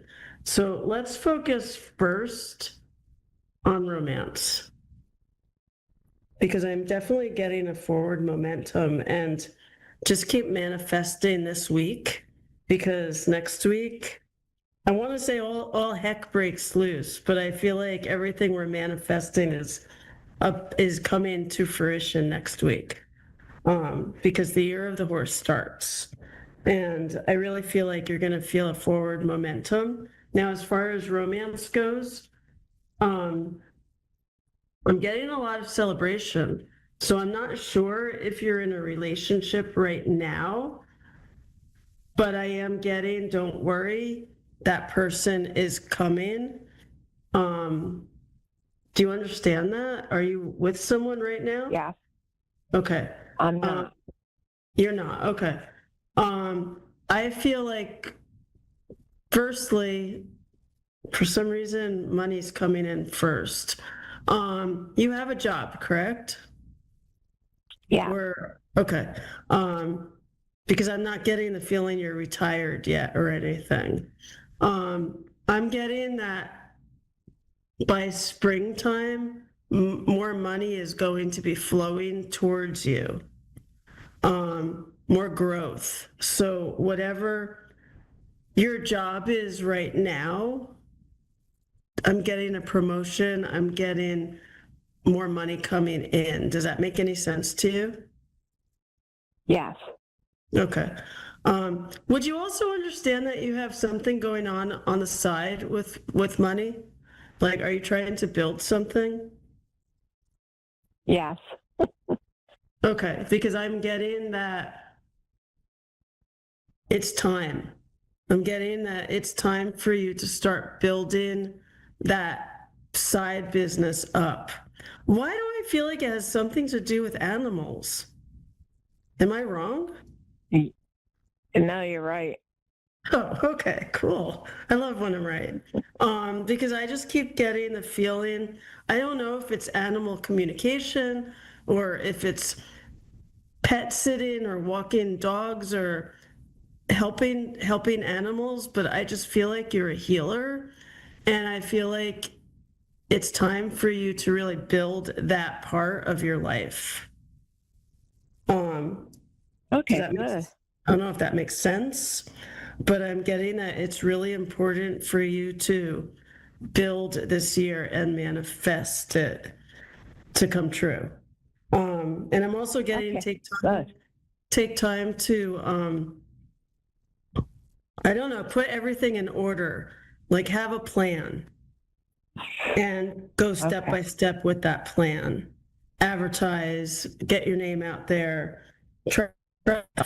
That's the big key, is to trust yourself. Now, as far as love goes, I keep getting the feeling that the person you're supposed to meet is coming in as you're building the side business. Okay. I feel like he or she is, I don't know, I keep seeing dogs. So I feel like that person is coming in as you're building. I don't feel like that person is a client, so to speak, but I feel like this person is going to help you and you're going to help that person. There's some healing involved. So I don't know if you're helping that person to heal or if you're helping that person to train a dog or something, but there's definitely dogs around. And I do see this new beginning. I see like the hand is out with the relationship in your hand. So I feel like it's so close, and this person is so close that you could actually touch the person.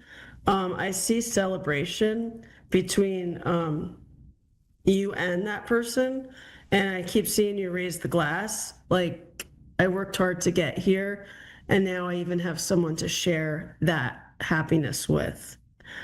I'm getting, my timing's not always accurate, but I'm getting within 3 months. It's also a 3, so it could be March, but I feel like it's so close. And I feel like this person's just gonna come racing in, and you're not gonna know what happened. I mean, in a good way, because it's going to happen so fast. Do you have any questions, or do you want me just to keep talking? No, I don't have any questions. I like what you had to say so far. Well, that's good. But I am getting, it's going to be important to do your research, not on the person, on your business. It's going to be important to do your research and to, I don't know, to go online and meet the correct people, not for the relationship, for the business. But I'm also getting that someone is thinking about you. So I don't know if you already know this person, because I'm just getting that this person is thinking about you and really enjoys helping people and animals just like you do. So I feel like you both have a lot in common, and that is how you're going to meet. But you might somehow know the person already and just not seeing that person as the relationship type. So it's really important not to overthink it and just to go with your feelings. And it's going to also be really important not to stay attached, like to be in the moment and not attach yourself to what you think should happen. Does that make any sense to you? Yeah, it does. Okay. I mean, sometimes we overthink so much. We get attached to what we think we want, and then we don't see what's right in front of us. So don't get too attached in the moment. Just, well, that didn't make sense. Don't get too attached. Stay in the moment. That makes more sense. Okay. What else? You're going, I feel like by May, you're going to really start building this. I'm not seeing you leaving your current job yet, but I am feeling like by the time May comes, you're going to be so into building not just a relationship, but the business. It's going to feel right. And a chapter is going to end so the new chapter can begin. So, like I said, stay in the moment and don't worry too much about how something ends. Just allow it to begin, if that makes sense to you. Yeah, that makes sense. It's not going to be black or white. So you're going to have to see, kind of trust your intuition and see in between those grays, because it's not going to be a yes or a no decision. You're going to have to like kind of read in between the lines in order to trust yourself to build the business. And I feel like I just keep getting the business and the relationship are so intertwined that it's going to be hard. Like I said, it's not going to be black or white. You're going to have to read in between in order to understand it. I'm also getting movement. So I don't know if you're going to move or if you're going to start renting a place for the business. But I feel like you're going to need to trust that your love is going to show you the way. Okay. Okay. We have about 60 seconds. Do you have any any quick questions? I wish we had 60 minutes. Do you have any quick questions that I could answer in the next couple of seconds? No, you've been very helpful, very insightful, and you've answered my question. Awesome. Well, I wish you happiness, and I hope everything you want comes true. Don't forget to manifest and to believe in yourself. Okay, I will. All right, Thank take you. care. You're welcome. Take care. And with that, I hope everyone has a great rest of your day.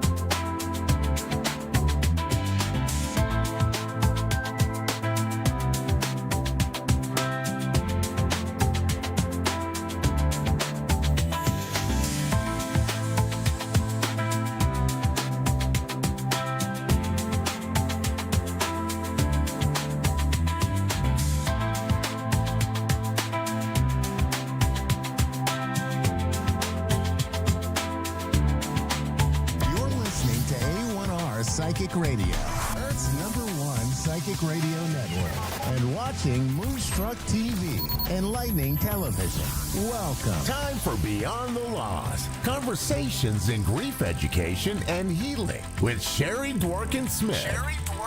Live from SherryDworkinsmith.com. Connect direct. In North America, dial 888-454-2751. In London, 20-3519-2158. In Sydney, dial 02-8488-3147. Or online, contact us through our Facebook page, facebook.com/psychic radio. Or one of our websites, askoneradio.com or moonstruck.tv. This is Beyond the Law on A1R, the Ask One Radio Network. Hello.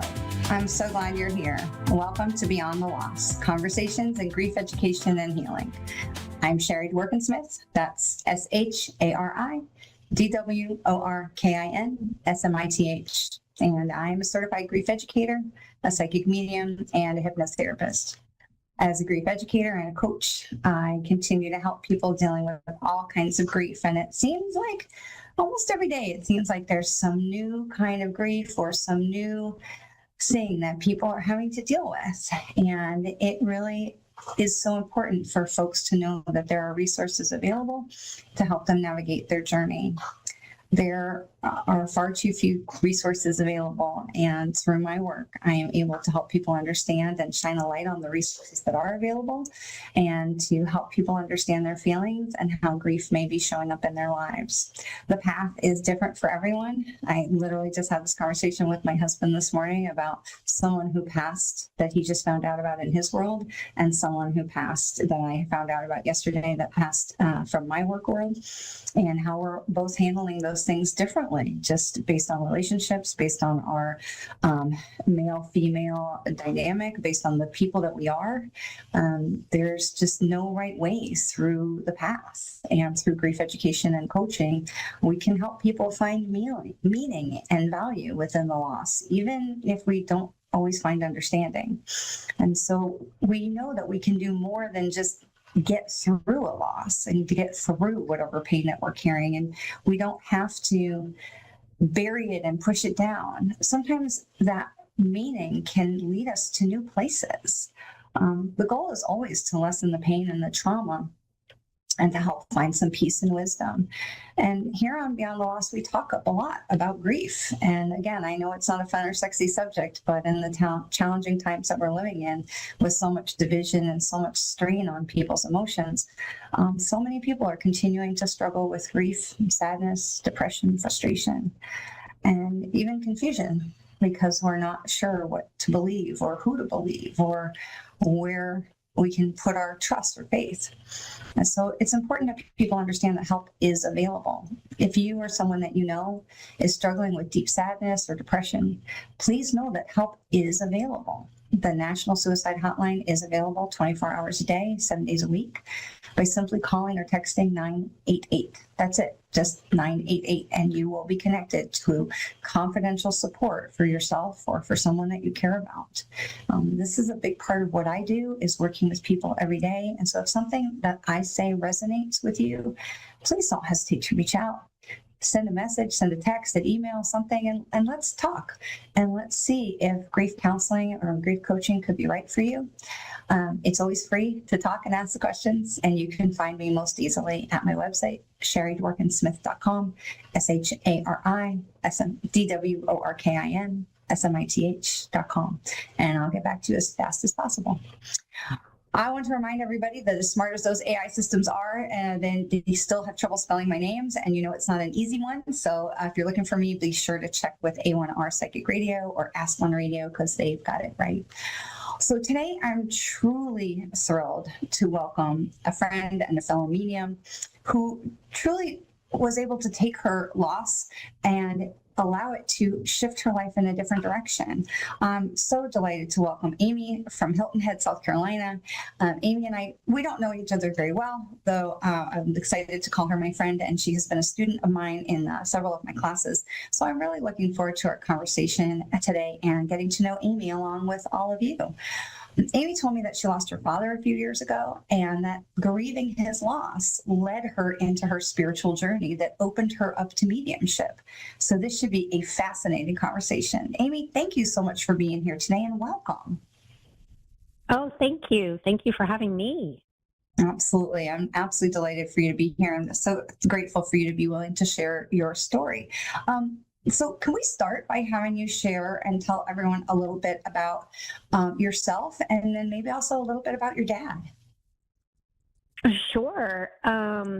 I was originally from Rhode Island, grew up very Catholic, moved to South Carolina when I was younger, and just had, your average childhood, and was always very spiritual. My dad and I were very, very, very close. And he was just always kind of like my dad, but I could also talk to him about anything and everything. Particularly, I remember when I went off to college, and then afterwards when I was working, he and I would talk on the phone every day. Like anytime I drove anywhere, I was calling him. We were just, close. That's awesome. And yeah, and he and I both, it's funny how when your mediumship opens up, how many things you actually realize about yourself and your life, which I'm sure you understand. I do. Yeah. So really, I'm 51 now, but like my whole adult life, even looking back at high school, I always kind of thought that I had social anxiety, and similar to my dad. And, when your mediumship opens up, you kind of realize, I don't necessarily think it was social anxiety. I think that my sensitivities and my empath self was just picking up, on so many other energies. And when you're not aware of it, you're not always picking up on the best energies. You kind of, you're into that. You kind of gravitate towards the saddest person or the unhappiest person because you want to help them. You feel bad, but you take on those energies, and it kind of can really become quite exhausting. 100%. Untrained empaths are, prone to sickness, illness, depression, and total exhaustion. Absolutely. We have just a little self-plug here for a second. We have, I created an online course called Becoming an Empowered Empath because of that very reason, because there's so many people out there that, especially during the pandemic, were really dealing with so much exhaustion, and they had no idea why, because we are seeing this sort of global opening of people to a more spiritual presence, a more spiritual world, more opening up to, the things that we can't see. So let me ask you two questions. How old were you when your dad died? And how did you know when your mediumship started opening up? Oh, these are good questions. So when I graduated college, my husband and I stayed where we lived for a very long time in the upstate of South Carolina. And then we moved to Hilton Head about 6.5 years ago to be closer to my parents. And he died shortly after we moved here, totally unexpected. So it was extremely hard because we had moved here to be near him and my mom, and it was just really overwhelming. So that was about 6 years ago, and when that happened, and I'm sure you've experienced this, and many of the listeners have experienced this, when you lose a parent or a close family member, it's like the feelings are overwhelming. Like you don't even 100%. know. Yeah, it's like really difficult to process that they can actually be gone. When you're used to talking to someone all the time and seeing them, you can't even imagine, oh, I can't talk to them anymore. And that was the thought that was with me. And I remember feeling like he was still around. And there were like little things that would happen, like I kept having all of these really unusual experiences with owls. Like I would be on a walk and this is crazy. There would be an owl on the sidewalk, like sitting on the sidewalk that wouldn't move in the middle of the day, or sitting in my backyard on the ground in the middle of the day. I would be woken up in the middle of the night because there would be an owl outside of my bedroom. It was just like a lot of owls. And I just remember thinking, is that him? Is he trying to tell me he's still around, you know? Wow. But I was, you know, I was going to therapy, and I mean, therapy for me anyway, it helped me deal with the change of relationships with my family members after losing my dad, but it didn't really help me with the grief as much. Right. What helped me with the grief was mediumship. And what happened was I was like, I know he's still around. I know that your soul is still carries on. And I kind of made it my mission to find a medium and have a reading. And it's so interesting, and you probably have maybe heard this as well, but when you're not in the world of taking mediumship classes, it's almost hard to find one. You know, like you find some of the famous mediums, and that's what I would find. And I'm like, well, wow, you know, their reading is $300 and they have a 4-year wait list. Like, I don't really want to wait 4 years, you know? Right. And so I remember I found a medium and I paid $300 for a reading. I hope it was good. It was not authentic, unfortunately. I know. So it kind of, but I was like, I know there's somebody better. I know there's somebody better out there, you know, and I'm just going to keep plugging away. And in the meantime, I was still doing therapy, and I was kind of opening up to a lot of things. Like I started listening to a lot of Suzanne Giesemann podcasts, which were very helpful. Yeah, she was a very famous really medium. helpful. Just for anyone who doesn't know, she was a military, a military career, and was zero inkling of mediumship. And then a lot in her family, and suddenly opened up, like Amy's talking about, just to open up a whole other part of her brain, another part of her mind. And now she's one of the, best mediums in the world. And it's an incredible thing, incredible story. But grief can put us in such a place where the left brain is so shut down by, especially what Amy was talking about, hit it right on the head, that it's so overwhelming. Your brain, your logic centers don't really know how to process. And it can be so hard where, this is where we find sometimes with grief, people will overeat, or they'll stop eating, or they sleep all the time, or they can't sleep at all, because your left brain that tells you what you're supposed to do is just short-circuiting. It just can't process because it is so consumed by this grief. And because the left brain can be so occupied by the right brain, which is our metaphysical side, can be like, hey, they're busy, we can talk now. And it's really absolutely incredible the things that can happen. And we see this with, like, in my case, in my story, it wasn't specifically the loss of a person.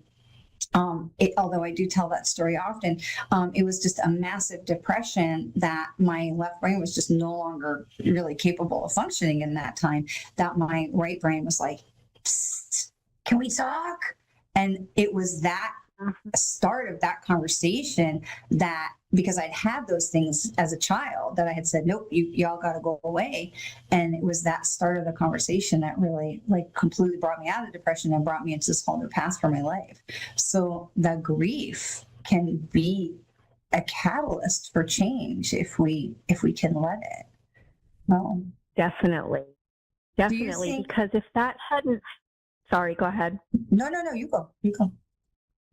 I was just going to say, if he hadn't passed, like, I don't think I would have done the deep dive and started listening to the different types of podcasts. And I did an alchemy book, and started just kind of peeling off these layers, and it opened things up. And, I started asking for signs and getting all these signs. And that's when I started getting all of these signs to take a mediumship class. And I was like, what?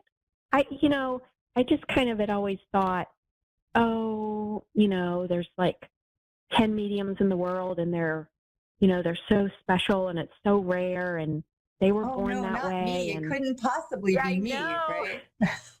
Right. Yes. I was like, there's no way I could be that. Like, and I'd always been fascinated by them too. Like, I'd always watched shows on that, and the woman that I worked with, she said, "You're going to be doing this work inside of 3 years." And I was like, "You're crazy." I would have paid money that she was crazy, but she was right. So, yes, I couldn't believe it. I didn't feel worthy. I couldn't believe that I could do that. Yeah, that's a big part of the journey, isn't it? Yeah. Yes, it is. And then, starting to take classes, it can be kind of terrifying as well, because the other thing that we're kind of taught from TV is that, a medium, they just, look to the left and there's the spirit person and just talks to them and gives them, you know what I mean? And there's a lot more to it than that. Yeah. Exactly. Yeah. And if you watch not just the shows with readings, but the shows like about, as a Patricia Arquette show, Medium, or other specials and things, it's like, we always solve the crime. And that's not really the truth either. That's not always how it goes. So, So do you feel like your dad is helping you from the other side? Do you feel like he's part of your spirit team? Gosh. Oh, yeah. And what does that honestly, it's literally starting to crack me up, because sometimes if I'm giving a reading, or especially if I'm like in a class and I'm practicing with other mediums, how, I don't know everybody that's listening, but you have like this little movie screen in your mind, right? You have your little mind's eye, and and my dad and his mom, my grandmother, I literally see them like walking in spirit people sometimes that I'm going to do for the reading. It's so funny. But my dad it's comes such to a my wonderful classes thing all the time. I love that. It's a big thing, because they want to help for, let's say, regular people or non-medium people to understand that you can do that too. When you think about your loved ones, when our loved ones pass, and we've had those special relationships with them, and even if your relationship with them here wasn't the greatest, they will still choose to be on your spirit team to help you with things. And when we ask them to show us those signs, and we ask them to show us that they're there and they're with us, it's amazing things that can happen. And I have my son who's in spirit, who is he always will tell me when there's an unborn child, or a child that was lost very early or transitioned very early, because he brings them. And so it's and I know, because he doesn't bring adults, that's not his job. The others bring adults. And so it's really fascinating to see how they can show up in our lives, and to bring our loved ones, to us. But even they're there for us. They're not just there to bring others. They're there for us. And the more we can invite them to be part of our lives, because so often we're taught, oh, they died. That's it. We're done. You don't get to communicate with them or connect with them, or, talk with them, or have them be part of your joys and your sorrows. And that's not the truth. And the more we can understand that we absolutely can continue to communicate with them, we absolutely can continue to have those relationships. It makes, definitely, not only does it help with our grief, but it really helps in all aspects of our lives. I can't tell you how, it must be like every single day I look up and I go, okay, folks, I need some help with whatever. And then it's remarkable the things that happen. And it's important that when Yeah. those remarkable things happen, we turn around and we go, thank you. Because very often the inclination is to be like, I crushed that. And while we might have, it's important that we remember we didn't necessarily crush that alone, right? Definitely. And I have found in giving readings that our loved ones, they want their loved ones here to know so badly that they are around them. And they're always, they'll give scenes of, well, she was in the garden last week picking her flowers. And she'll be like, oh, I was doing that. Yes, I was doing that. And I'm like, they see you. They see what you're doing. Or I had a woman in spirit last week who said that she was like, tell them that I'm always around them in their home. And one of the things I do is I flicker the light. And I told them that, and they messaged me like at 9:00 that night, and they said, our lights have been flickering nonstop since that reading. And I was like, that is awesome. Because the loved ones are going, you love me. And they're so overjoyed. Yeah. What advice would you share with others who would like to know that their loved ones are helping them too? I would say, some of the things that when I've given a reading that their loved ones have said are for them to ask for signs, say, hey, grandma, can you send me a sign? And give them an idea, like, hey, grandma, let me see pink flowers in the next few days, or, anything, like some kind of sign that maybe would resonate between the two of them. But then you also, one thing I've learned is you have to say, but don't let me miss your sign. Because I've heard people say, well, I ask for signs and I don't get them. I think we ask for signs when we're in like a moment of thought about them, or maybe a moment of sadness. And then we get busy and we might miss the sign. So say, send me the sign and don't let me miss it. And the other thing I've learned is, I think a lot of people think that automatic writing has to be like spirit is like physically moving your hand. And so nobody does it because they're like, well, I can't do that. I can't do that. But I've heard from loved ones on the other side, we call it automatic writing, but what I want you to do is just sit in your thoughts with me and ask me a question and just write down the first thing that comes in. And that's me trying to communicate with you. And I don't know if you've ever heard anything like that, but those would be two things that I would say to try to connect. Can you explain a little bit more about what automatic writing is for people who don't know?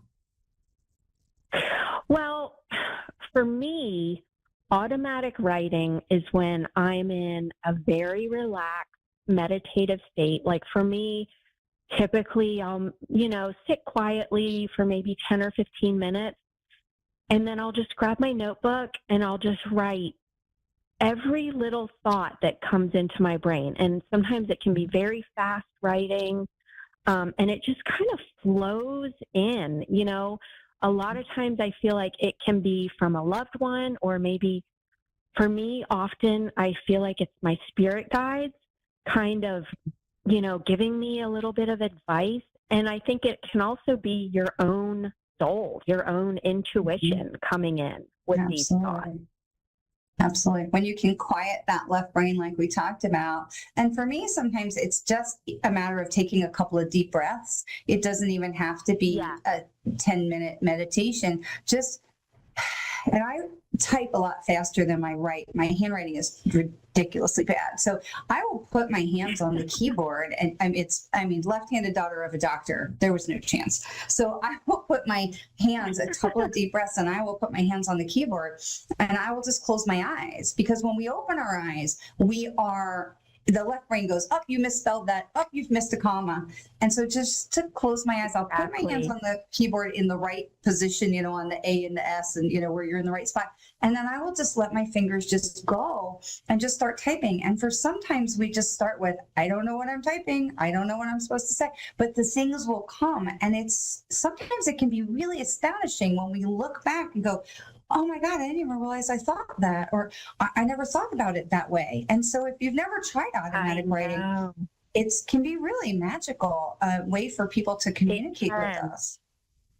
I start getting a little, I'm sorry to cut you off. We know we're running a little bit short on time. No. I want to come back to something about dismissing signs, because I think that that's really important that you set it up for people to ask, make sure I don't miss it, because I think that that's really important. Sometimes we ask for the signs, and then when the signs come in, we do dismiss them because we think, oh, I'm busy, or that's just a coincidence, or that was too small, and it doesn't, that was just a little bird, and so I love how you put that to say, make sure I don't miss it. That's really, really important.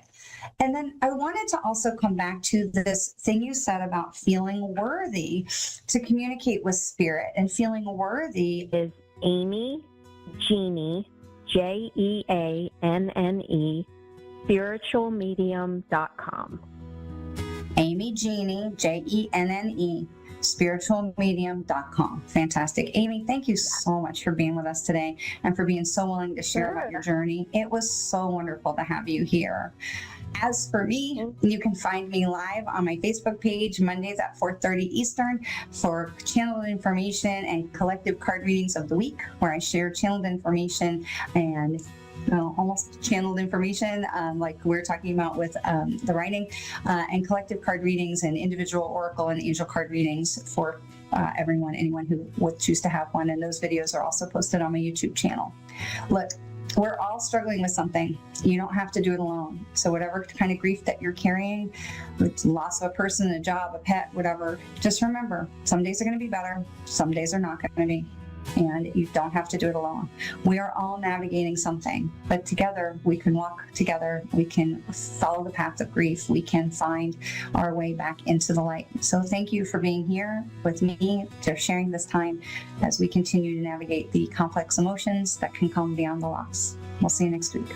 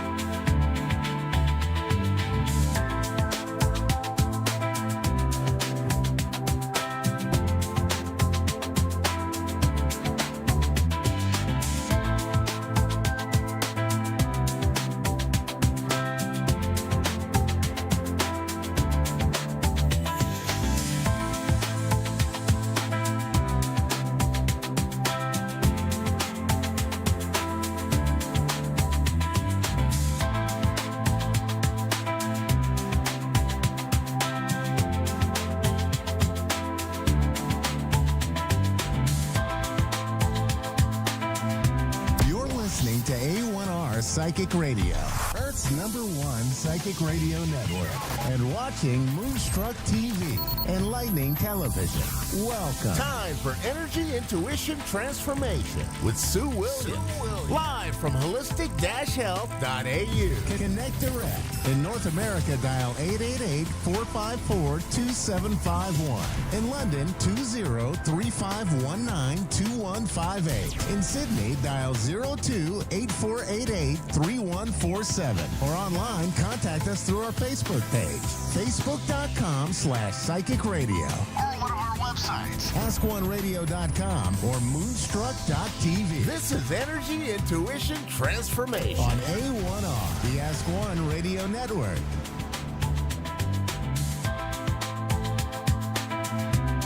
Hello and welcome, beautiful souls, to this week's episode of Energy Intuition Transformation. I'm Sue Williams, the Spirit Psychic, and I'm so grateful that you are here with me today. So today's message actually is tender, honest, and deeply relevant for the times we're living in. Who would have thought that 2026 would turn out the way it is turning out just a couple of months ago? So have you ever noticed how easy it is for us to try to escape from our day-to-day life? What do? Well, we scroll, we overwork, we have overthinking, overgiving, diving into someone else's drama and distracting ourselves with just general noise. And sometimes we escape through fantasy, sometimes through busyness, sometimes even through spirituality. Always searching, always learning, but never fully landing. And this week's Oracle card speaks directly to that pattern. It asks us to stop running, stop numbing, and stop reaching outside, and instead come home to yourself. So this week's card comes from a little teeny weeny deck called Believe in Your Own Magic Oracle deck. And the card that I drew for this week is Escapist. Tiny weeny cards, but the message is come home to yourself. And this card is not about judgment. It's not about accusing you of doing something wrong. All it is gently asking, where have you been avoiding your own inner world? And escapism, which is what this card is all about, can look innocent. It can look productive, you just get so busy. Or it can even look spiritual because you're chasing spiritual topics and learning all the time. You're so busy with that as well. But at its core, it's a way of saying, I don't want to feel this. I don't want to sit with this and just be thinking about it. I don't want to look at what's really here. And the soul cannot be heard when we are constantly escaping. Now, this card is an invitation back to your own body, your own breath, your own truth, and your own soul. Because your healing isn't somewhere else. Your clarity isn't somewhere else. And your magic, as the deck is all about, that isn't somewhere else either. It's within you. Now, why do we escape? And it happens so many times during our day. Well, let's talk honestly. We escape because being present can feel uncomfortable. Stillness can bring up grief. Silence can allow fear to surface. And slowing down can reveal unwanted truth. And sometimes we're afraid that if we stop moving, we'll just fall apart. But what if the opposite is true? What if slowing down is what helps you come back together? Now, escaping keeps us fragmented. Our concentration is just everywhere at once. But coming home to ourselves brings integration, and integration is power. So what are some of the signs that you are living in escape mode? Well, you might notice you constantly distract yourself from being alone. You struggle to sit in silence. You avoid making decisions by overthinking them. Oh, the what ifs. And you fantasize about a completely different life instead of adjusting to this one that you have now. You may feel disconnected from your body like it's not even yours. And know that these are not failures, but they're signals. Your soul doesn't shame you. It whispers gently in your ear. And this week's oracle card is that whisper for you to pay attention to. Now, to get this new message about coming home to yourself, let's do a short meditation. And remember, please do not listen to this meditation while driving or operating machinery.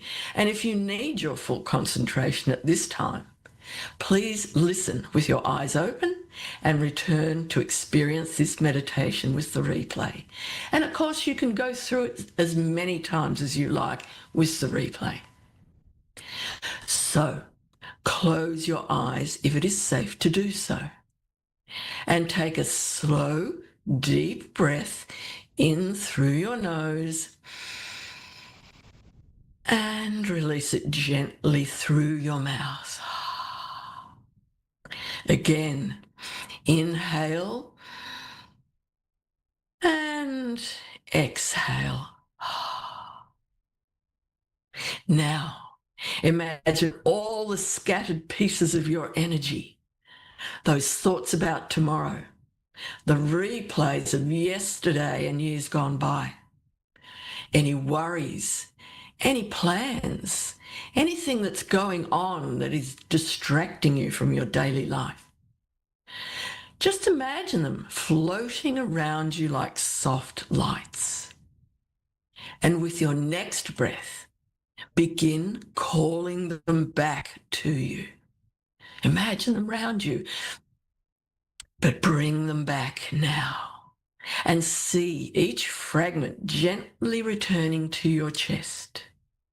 No force, no urgency, just a remembering. And place one hand over your heart. Say silently, I am here. Feel your body. Feel your heartbeat. Notice the way your breath moves in and out. Now, imagine a small cottage inside your heart space. This small cottage is warm. It's lit with a soft golden light. And this is your inner home. Go ahead, step inside. Because inside this space, you are not performing. You are not achieving. You are not proving. You are simply being. So sit here for a few calm, quiet breaths. Let the nervous system settle.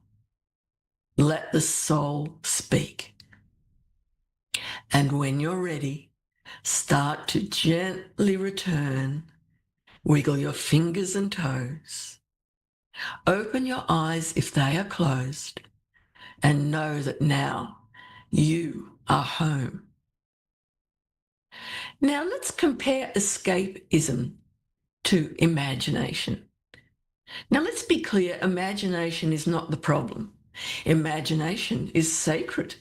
It helps us envision new futures. But imagination, well, that can become escapism when we use it to avoid being responsibility and taking responsibility for our current life. There's a difference between dreaming your future and hiding from your present. Escapism keeps us in fantasy without action. Coming home to yourself means that you feel your emotions. You make grounded choices. You consciously adjust what isn't aligned. You have those hard conversations when necessary. And you rest when you need to rest. It's not glamorous, but it is transformative. So, how about making home or coming home a daily practice? Because coming home isn't just one meditation. It's a daily recalibration. And it might look like 10 minutes without your phone. Turn it off and leave it somewhere. A walk in the beautiful outside fresh air without those headphones on. Eating without distractions. Stop reading that book or scrolling on your phone. Journaling instead of scrolling. This scrolling's coming up a lot. And saying no when you mean no. Coming home means choosing presence over performance. It means asking yourself, what do I actually need right now? Well, not what looks expensive or impressive, and not what others expect of you, but what your nervous system, your heart, your soul needs at this time. And of course, our animals are incredible mirrors for this. Animals do not escape their bodies. They do not live in mental time travel into the future, back to the past. They are present in the moment. And if you have an animal companion, notice how they ground you when you connect to them. They pull you into the now, into touch, into breath, into rhythm. They model coming home beautifully. And often when I work with animals and they're humans, I see how the animal absorbs the emotional tension of a distracted, overwhelmed owner. And when you come home to yourself, your animal feels it too. Your grounded energy supports their well-being as well as your own. So think about how your life affects the life of your beautiful companion animal. And something else when we're talking about the humans and the animals is this theme that shows up so often when I do spirit talk journeys with people. The people come to me feeling lost, scattered, disconnected. They don't know where to look for the answers. They've looked everywhere so far, but nothing has worked. And when we gently listen to their soul's deeper voice, what emerges isn't complicated. It's quite simple. We hear short phrases like, I miss myself. I don't know who I am anymore. I've been everything for everyone else. And Spirit Talk helps uncover those buried truths and gently guide you back to your own frequency, back to your own rhythm, back to your own inner home. So if this message resonates deeply, I invite you to explore a session by going to spirittalk.au. And if you would like to find out more information about my different modalities, you can go to holistic-health.au and click through the various things that I do, like the Spirit Talk journeys, holistic animal wellness, or quantum journeys hypnosis. Because sometimes the first step home is simply saying, I'm ready. Reach out to me. So, closing message for this week. If you are an escapist, come home to yourself. You don't need to become someone new. You don't need to chase a different life. You need to sit with the one you're in, because your power is here. Your clarity is here and your magic is here. When you stop running from your own inner landscape, you discover it's not a battlefield, it's a sanctuary. So, all you wonderful people, please have a blessed week. And remember, stay grounded, stay present, and come home and stay home within yourself. Bye for now.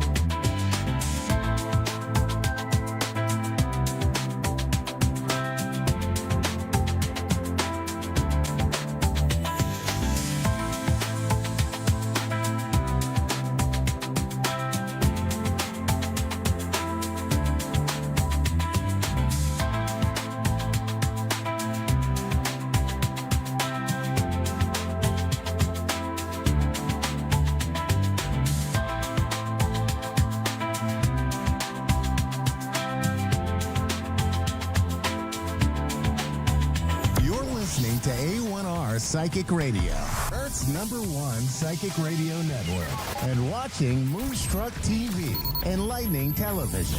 Welcome. Time for Soul Seed, divine guidance and spiritual mediumship with Lisa Thurgate Marks. Lisa Thurgate Marks. Live from LisaThurgateMarks.com. Connect direct. In North America, dial 888-454-2751.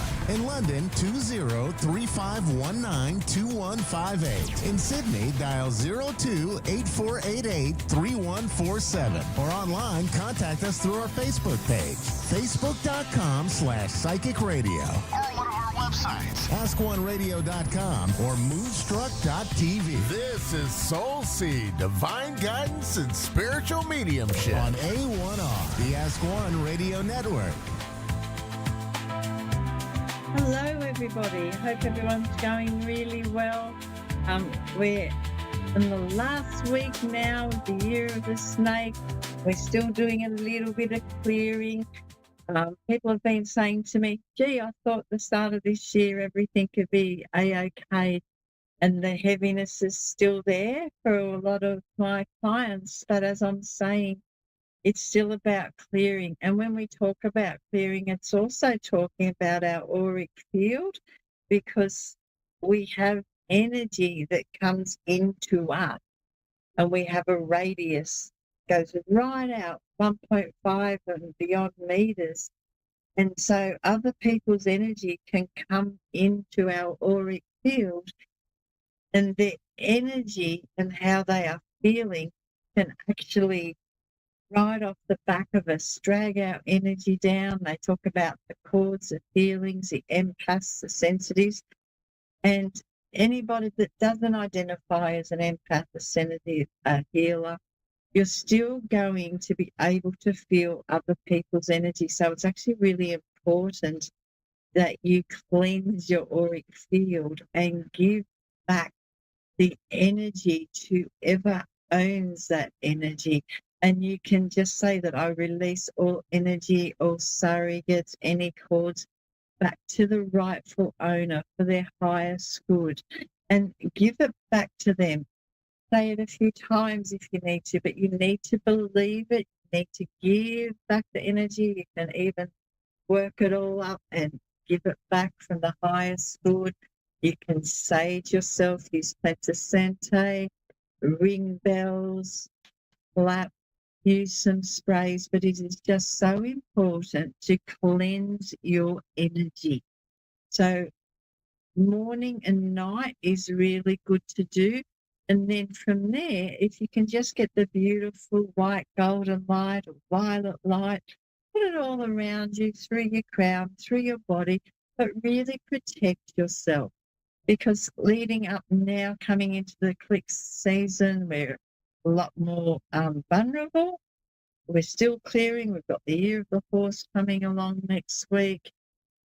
Protect your energy. Clear out what is not yours, okay?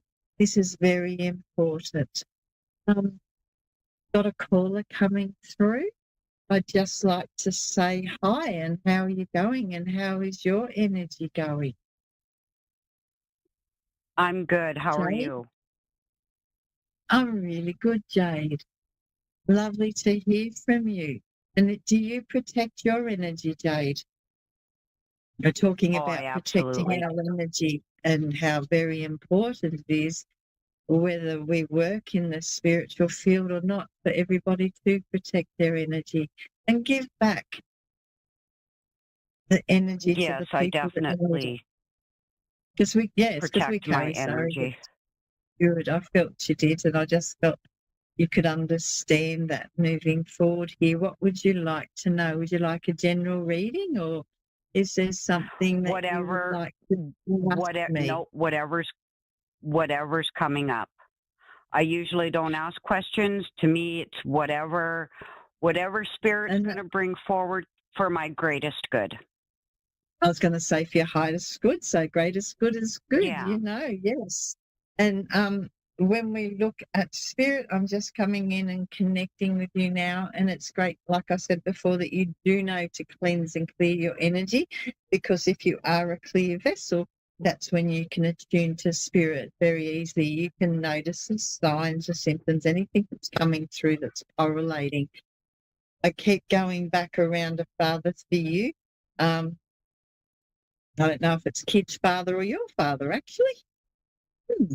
Okay. Probably You my need father. your father. I was going to say you need to actually stand up for you at this. I keep getting the energy coming up. You need to actually stand up for you and put yourself, not out on a limb as such, but put yourself out there. It's a time for you to not hide anymore. I keep feeling these blinkers coming off. Trust your inner knowing, but there's people around you that you can trust. Sometimes it's like you do pull back. He's coming through to tell me that you can really trust yourself as well at this time. I keep getting a pressure around my heart or in the center of my chest. Does that make any sense to you when I'm coming here? Yeah. And I'm getting a lot of, yeah, I actually, it felt like music, but then I actually got the word violin. So don't be worrying about the violins or the music. There's something coming in around there. Do you do a lot of hands-on work? Because I've got one hand, my right hand, it keeps going and going. So that's giving hand where you're Yeah, listening, you're receiving. He's I work pushing I it work out with there. energy. Oh, you I work move with energy, clear energy. I help people clear bloodlines. Yep. Lovely. And I Because think when that's he's why my coming- father is coming forward, because it was I've done a lot of work to clean that part of my bloodline from shadows and some not very nice stuff. And it's very good that and I was doubting. I was kind of doubting, well, what I'm seeing and whatnot. I guess some of it isn't very nice, so I was trying to step back from it and, ignore it, because you don't want to believe stuff like that about your bloodline. But and it's interesting that my dad's saying to trust myself. Yes. And when I sit and awake while I'm on the call, and I just come in here never knowing what I'm talking about, straight off the back usually of a client. And I started talking about clearing energy, which you probably didn't hear about. And surrogates, which clear our ancestral lines. It goes right through into past lives. And then for you to come on here, we can always trust in spirit. Straight away, it was father, so your dad, it was either your dad or your kid's dad. And I was getting that clearing. So it's really good. We work through these things. We don't live in the shadow, but we move forward so we can create a new identity where it's good for you. He's just giving me the balance. And those blinkers that I saw, it's like coming off. Know to trust yourself. The hand was working. It was to me too, it's also the clearing of the energy when you're saying you're working with the energy, giving, pushing. Yeah. So keep up with doing that. Keep yourself very high. Keep your energy high. There's a lot more connection coming through you as you do the work. German, Scottish descendant. I don't know. There's something to do with that. Where are you from? Canada. Are you from Canada? Yeah. Anything to do with the German to Scottish descendant? I keep getting an itchy skin for some reason. Do you have any itches? Any itches?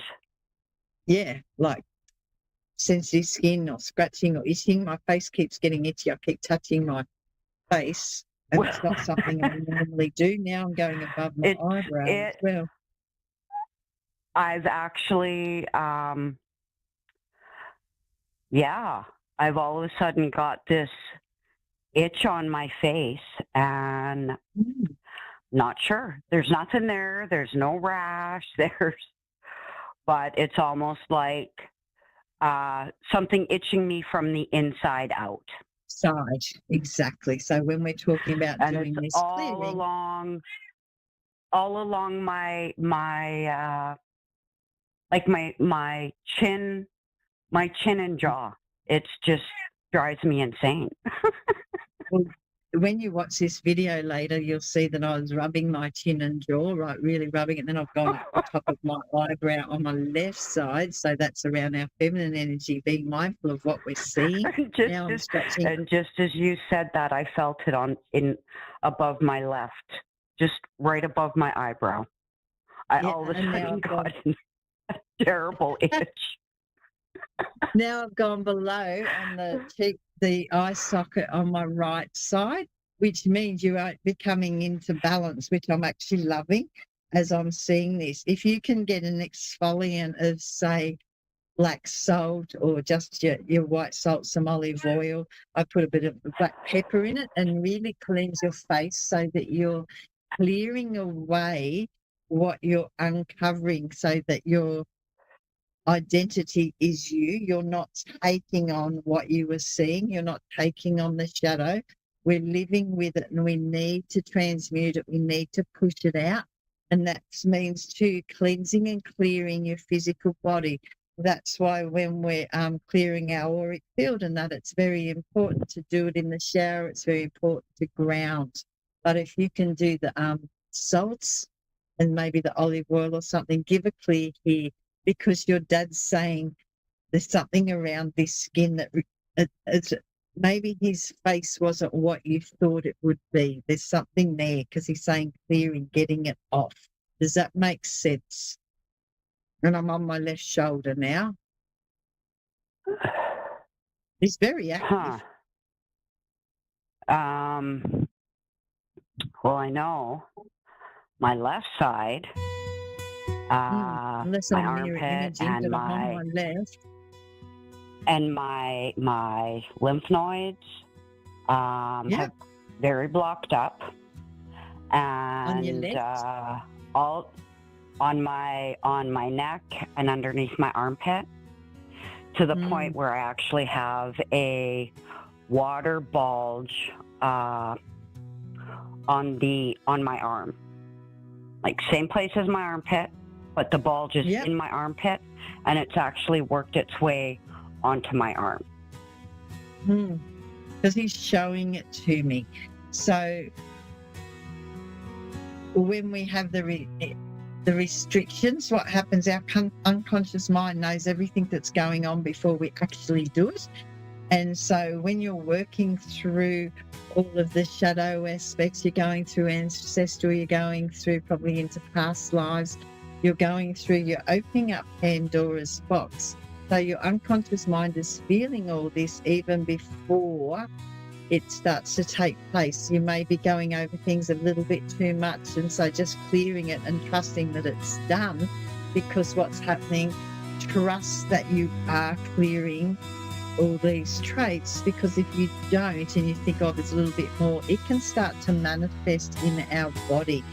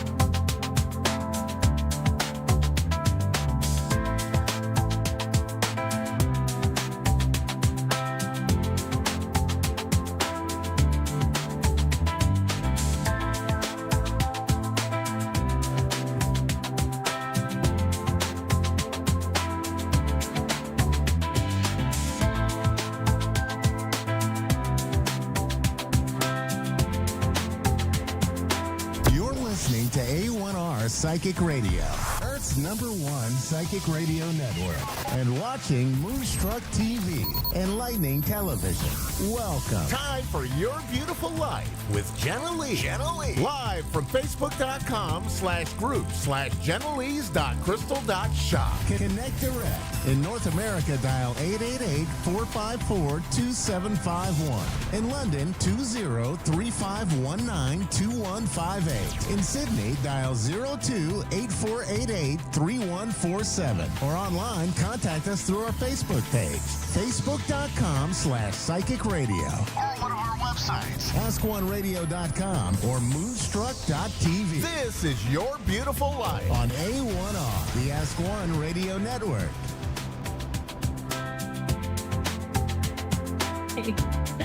Hey everybody, welcome to Your Beautiful Life with Jenna Lee. I am Jenna Lee. I'm so excited to be here. I just got back from a vacation from Idaho to Arizona.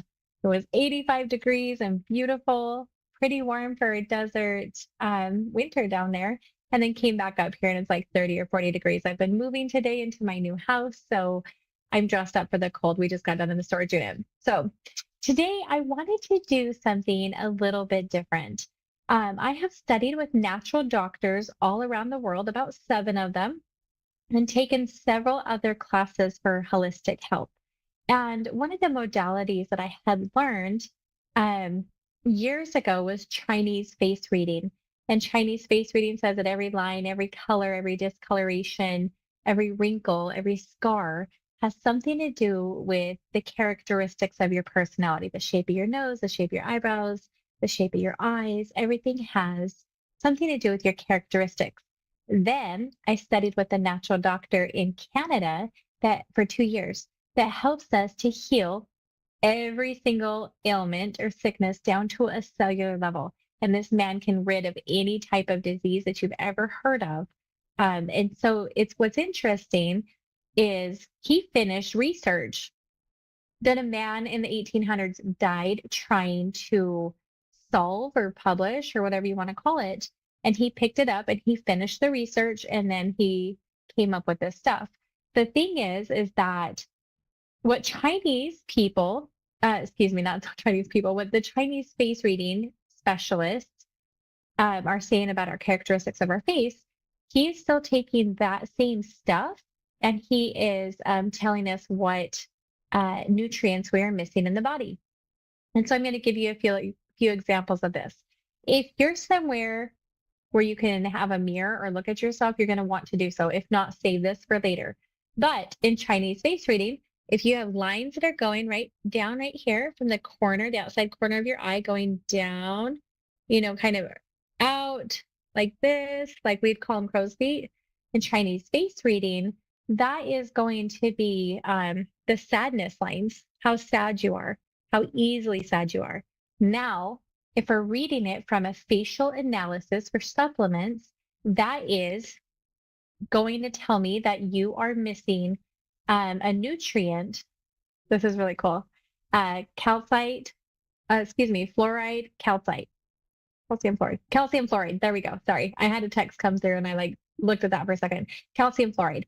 And calcium fluoride is the second most abundantly stored micronutrient in the body. It is responsible for all the elasticity in your body. Without it, your heart couldn't expand to beat, your lungs couldn't expand to breathe, your veins and your blood vessels, they would just be constricted all the time. It gives you all the elasticity. And without calcium fluoride, you could have a lot of problems in the body, and it will show up as lines and wrinkles right here in the corner of the eye. But again, in Chinese facial analysis, that tells me how sad you are. Now, I'm going to do another one and then I'll take a call. In Chinese face reading, if you have lines right here, one line that goes straight down tells me how frustrated you are. 2 lines tells me about the anger, right? The worry. And then 3 lines usually will signify that you've had a lot of worry, stress, and anger, but you've been overcoming it. But in facial analysis for supplements, it tells me that you need arsenic.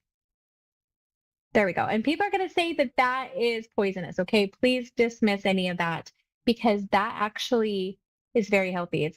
one nutrient that's going to get rid of the C word. I can't say that online, but okay, one more, because it's so fun for me.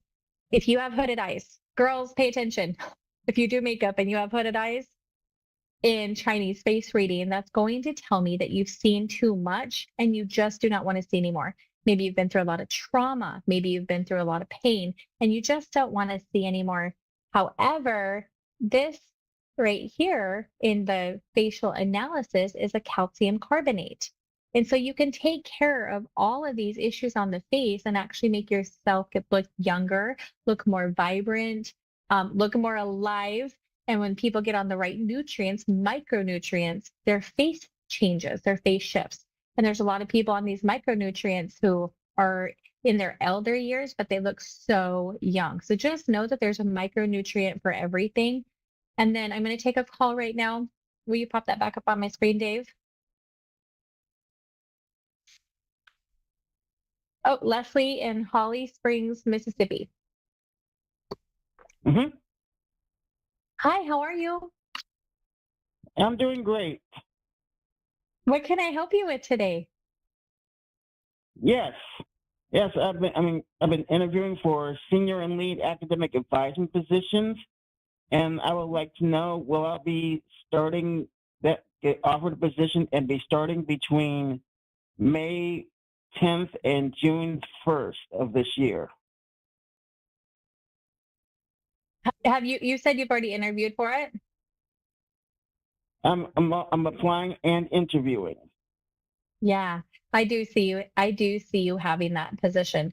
It looks like it might be a little prolonged or delayed when it comes down to their decision making, but I do see you in a very good spot to be able to do that. So yeah, I do see you in that. Mm-hmm. Because I do have options like in the Southwest, in the Midwest, or in the Southeast.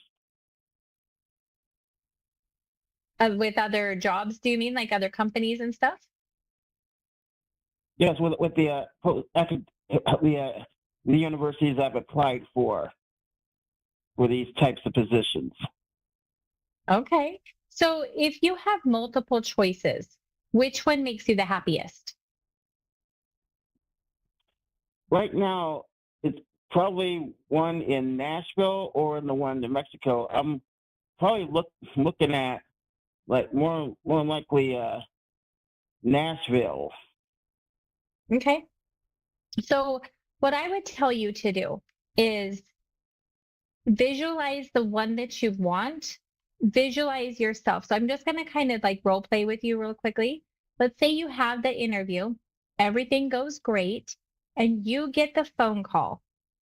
And the phone call tells you that you have been hired for the position that you want. How are you going to feel? Yeah, I will feel really fantastic. And at the same time, I want to complete all of my spring semester obligations with my current employer because I want to end that employment on really good terms. Okay.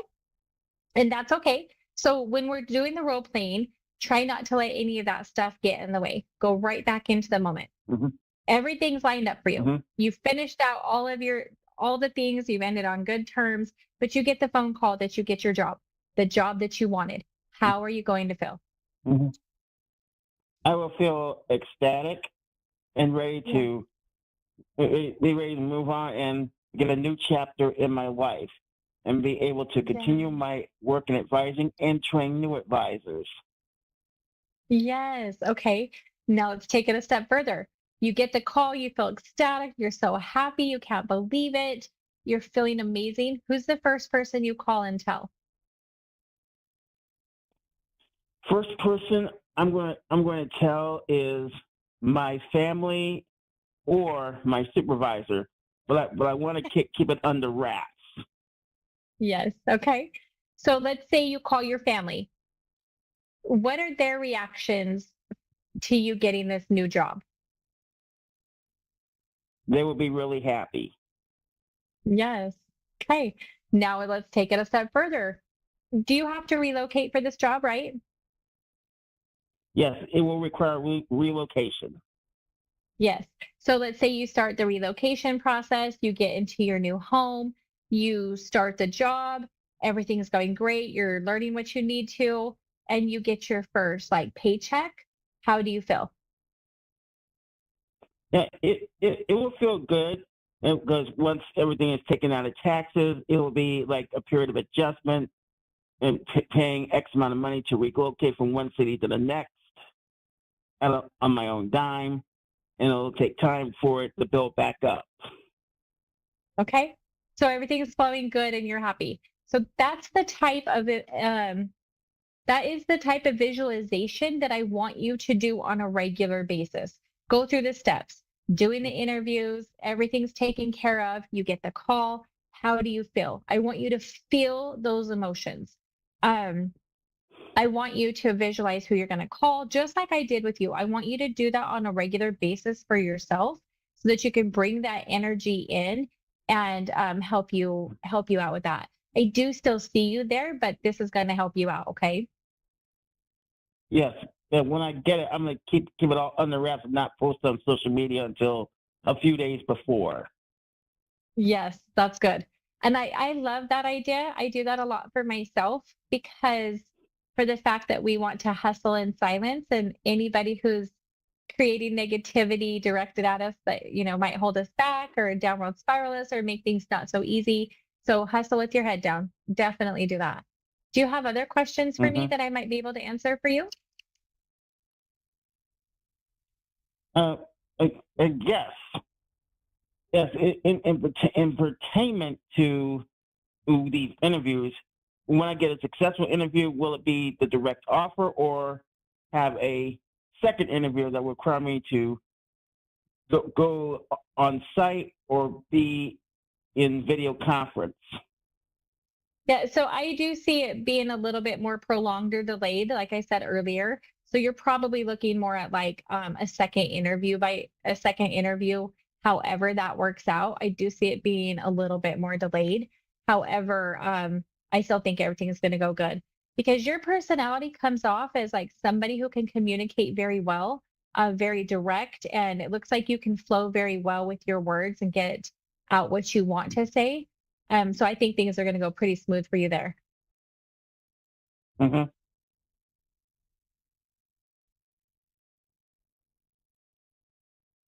Yes. Yep. Well, I want to thank you. Yeah, you're welcome. Good luck with everything, and I hope to hear back from you soon after all that happens. All right. Thank you. Have a good evening. You too. Bye. Okay, we've got Beth from Clifton Park, New York. Right. Hello. Hi, Beth. How are you? I'm good, thank you. What Very can I help you with tonight? My son is ill. He has autism, and he's an adult, but he's ill. And I was. Can you see anything there?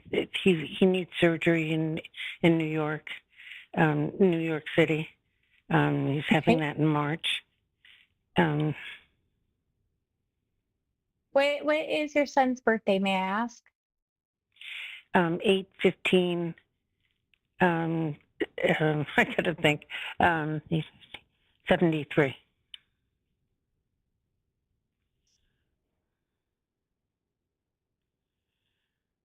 Okay, hold on. Give me 1 second.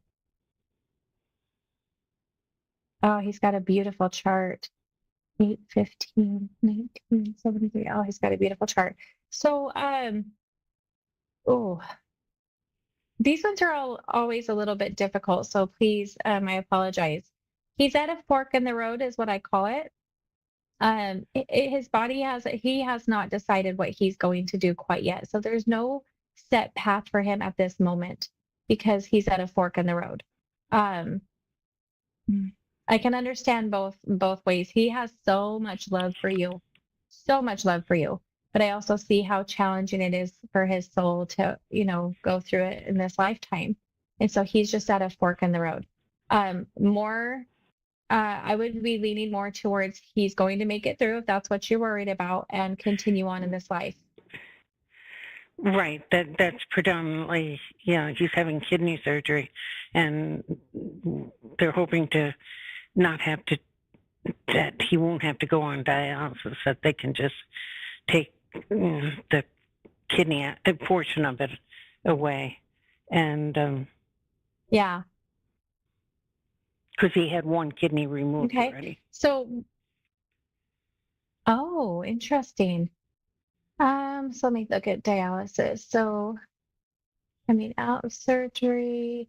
I don't see him on dialysis at this time. I don't see that. I'm just scanning the timeline really quickly. I don't see that at all. But it's definitely going to be something that I would still continue to pray about. And for Yeah. you, your son is incredibly smart. What does he like? He has autism. Ah. He loves his computer, and likes to look at Sesame Street, and and he loves to bowl. And what else is he really smart in though? It's like there's something that he must have a lot of knowledge about. What is it? Do you know what I'm talking about? Yeah, no. Oh. Okay. So I don't know if you've ever studied autism. I mean, you've had an autistic child obviously for quite a while, but on a spiritual level, they say that autistic people are very telepathic, and they operate on a different wavelength than we do. And so people just need to learn how to communicate with them in their language, but they're always incredibly smart and hyper aware when it comes to energy and emotions. And so one thing is, if his energy and his body will cooperate with you, I would run him through the same scenario. Were you able to hear the caller before you by chance? No, I wasn't. No, okay. I'm going to run you through what I would do. Okay, this is what I do with my clients. This is what I do for myself. But this is like a future programming, if you will. And I see your son participating in this pretty well. But just imagine and have him sit with you. Even his energy and his body will soak it up. But imagine going into surgery and everything working out great. They have to take a part of that kidney, but the part of the kidney that's still there is lit up. It is glowing, it is functioning. And as he's healing, the doctors come in and tell you that it's going to work great and there's going to be no need for dialysis at this time. How are you going to feel? Ecstatic. Ecstatic. Yes. And when you get that, the doctor telling you that, who's the first person you're going to call? Who's the first person you're going to tell? Well, my husband will be there with me. We'll be down, in New York City. I think my sister. Okay. So then let's imagine now that we call your sister on the phone and we tell her, like, okay, we're out of surgery. Everything's going great. The doctor just came in. He said that the kidney is functioning. It's beautiful. And there is no need for dialysis at this time. What is her reaction going to be like? So grateful. So very happy. Yes. Yes. Yeah. Now see how your energy just lit up by me role playing with you? How you got that emotion coming in? That's what I want you to do for yourself on a regular basis. With your son present, if he doesn't participate verbally or anything like that, his energy still is there. And then you could do this with your sister on the phone as well. The more people, the merrier that's going to put this energy into it. And that's what I would be doing to help that out. Now, your son's energy is, is he aware that this is what's going to be happening? No. Okay. His energy is just coming off as like afraid. That's why I was asking. And so I would also recommend that you talk to him. Okay. Okay, continue. I want to hear what you had to say. No, he lives in a group home about 4 miles from me, and okay. Yeah, we haven't been. We just took him down to New York City, which was like a 3-hour trip down, and for his first kind of pre-op, and he handled that very, very well. But we haven't. I didn't want to scare him, so we haven't told him a whole bunch yet. Right. Okay, so just keep in mind though that because he is autistic and he is very sensitive to energy, especially in the spiritual world, he's so smart. They are just so incredibly loving and smart that he's already picked up on that. So his energy is still like showing signs of being afraid. So even if you can't be present with him all the time, I would also visualize that you're making a connection from your heart to his heart, the same way that we plug a cell phone into the wall, and just remind him you're safe, you're strong, you're going to get through this. Your kidney is going to work at its optimum. The body's going to heal. It's going to do what it needs to, what it knows it needs to do, and everything is going to go good. You're safe. You're amazing. And you're just going to pump him up like that, whether it's in energy form or if it's, with him present in front of you. And I would do that on a regular basis because his energy is just feeling afraid right now. But that'll help both of you out because you two are so connected together that it'll help you out too.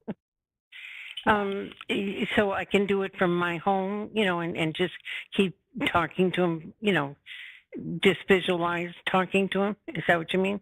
Or do I have to? Yes. It's okay. Okay. Where is he at his home right now and you're at your home? Yes. Okay. So I'll show you how I do it.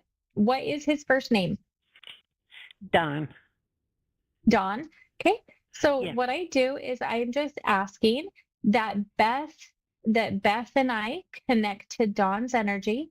And I'm just imagining that there's this beautiful cord of energy going from my heart, from Beth's heart to Don's heart. Yeah, there you go. You do that so easily, but just so you know, your energy connects so easily to him. And we're just going to take the time to communicate to Don's energy right now. And we're just going to imagine him. Gosh, he's got a great smile. So we're just going to imagine telling him, and I say it out loud, Don, you are incredible. I love you so much. And you have been such a light in my life, and I'm so blessed to be your mom. And I know that you might be feeling afraid right now, but I also know that you're going to be okay. You are strong, you are brave, you've always gotten through everything, and you will get through this too. And I want you to know that it's okay to be afraid, but you can also let that fear go because you're brave. You're going to be okay.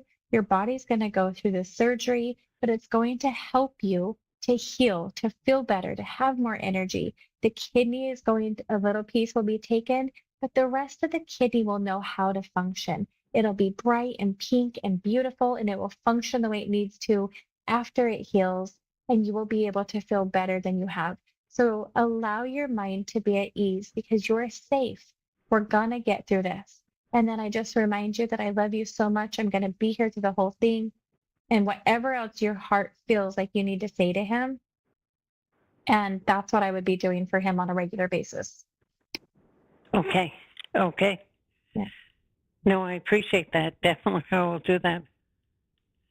Yeah. Okay. Do you have any other questions for me?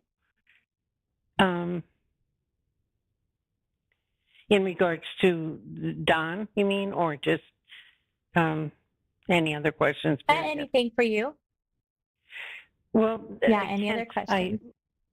My daughter, she's a law professor, but she has a real anxiety problem, and she is so anxious about this. And is there any way that I could help her calm down? Yeah. So are you saying that she's nervous about the surgery? Well, she's nervous. They had asked us if Don had a certain syndrome, and when he had his first kidney removed, they tested him for this. You get growths in different areas of your body, and they tested him for it, but it was inconclusive. And they went in and they just took the other kidney out. But they had to just take the whole kidney out.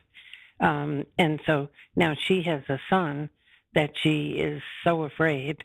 They asked us if there was any of this syndrome in the family. And I was adopted, so I don't know. There was none on my husband's. But anyway, the test came back inconclusive, and they just, they never asked us again. But she is so anxious that, her son has it. How old is her son? 9. 9, yeah. So if the son ends up having it, though, the thing is that there's going to be more knowledge on it, and you guys would be prepared if that were to happen. Because I can't see any information about whether he's going to have it or not. I can just see possibilities of him having it, but you do she see should. the possibility. Oh, Yeah, I do see the possibilities of him having it. But even if he did end up with it for whatever reason, she's going to be on top of it. There's more knowledge nowadays than there was a little while ago, and he'll be okay. I don't see that that child really having any problems, but at this current time, I'm just not getting a lot of information on it. So, well, she's also just worried know, about herself too. Does she have it too? oh, I don't see her having it, no. But she's always been pretty anxious, right? Oh, terrible. Is she Pathologically like a hypochondriac? Yes. Yeah, and then she gets paranoid frequently? Paranoid? Yeah. Oh. Yeah, yes, I guess, yes. Yeah. Okay, so there's definitely some things that you can do for that energetically. Spiritually, it looks like she's got some past life trauma going on if you believe in reincarnation. Beth, I do apologize. My phone has been frozen for quite some time while I've been recording, and I just got notified I have less than a minute, so I do have to get off the air. Please reach back out anytime. I'm here on Wednesday nights at like 10:30 Eastern, okay? Okay. Thank you so much. Have a great night, You've Beth. been wonderful. You're welcome. Thank you. Have a great night. Hey guys, I don't know what's going on with my screen. It has been frozen the entire time I've been channeling information. So I do apologize, but I hope you have a great week, a blessed week, and keep your gratefuls going up and your prayers going up. And I will see you again next week at 10:30 Eastern.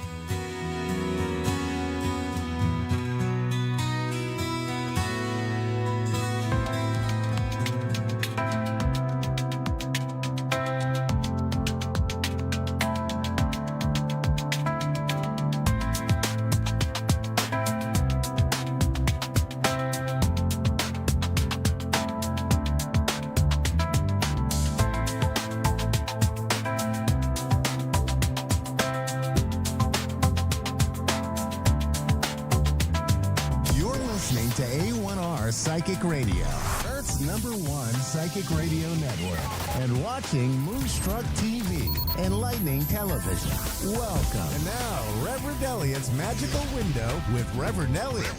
Live from magic-works.com. Connect direct. In North America, dial 888-454-2751. In London, 20-3519-2158. In Sydney, dial 02-8488-3147. Or online, contact us through our Facebook page, facebook.com/psychic radio. Or one of our websites, askoneradio.com or moonstruck.tv. This is Reverend Elliot's Magical Window on A1R, the Ask One Radio Network. Greetings, fellow seekers of truth, wisdom, and light. This is Reverend Elliot coming to you live tonight, November 12th, from the Soviet Socialist Republic of New York City, where we're we're about to ring in a whole new world order. So, yep. And of course, the fact that the new mayor has already gone back on half of his promises is kind of an indication that things didn't really work out the way he wanted to. I don't suspect he thought he'd win. That's the funny part. It's like the movie The Candidate. Where I don't want to spoil the ending, but the ending, I suppose. Almost everybody knows the ending by now, which is that the guy doesn't know what to do once he wins.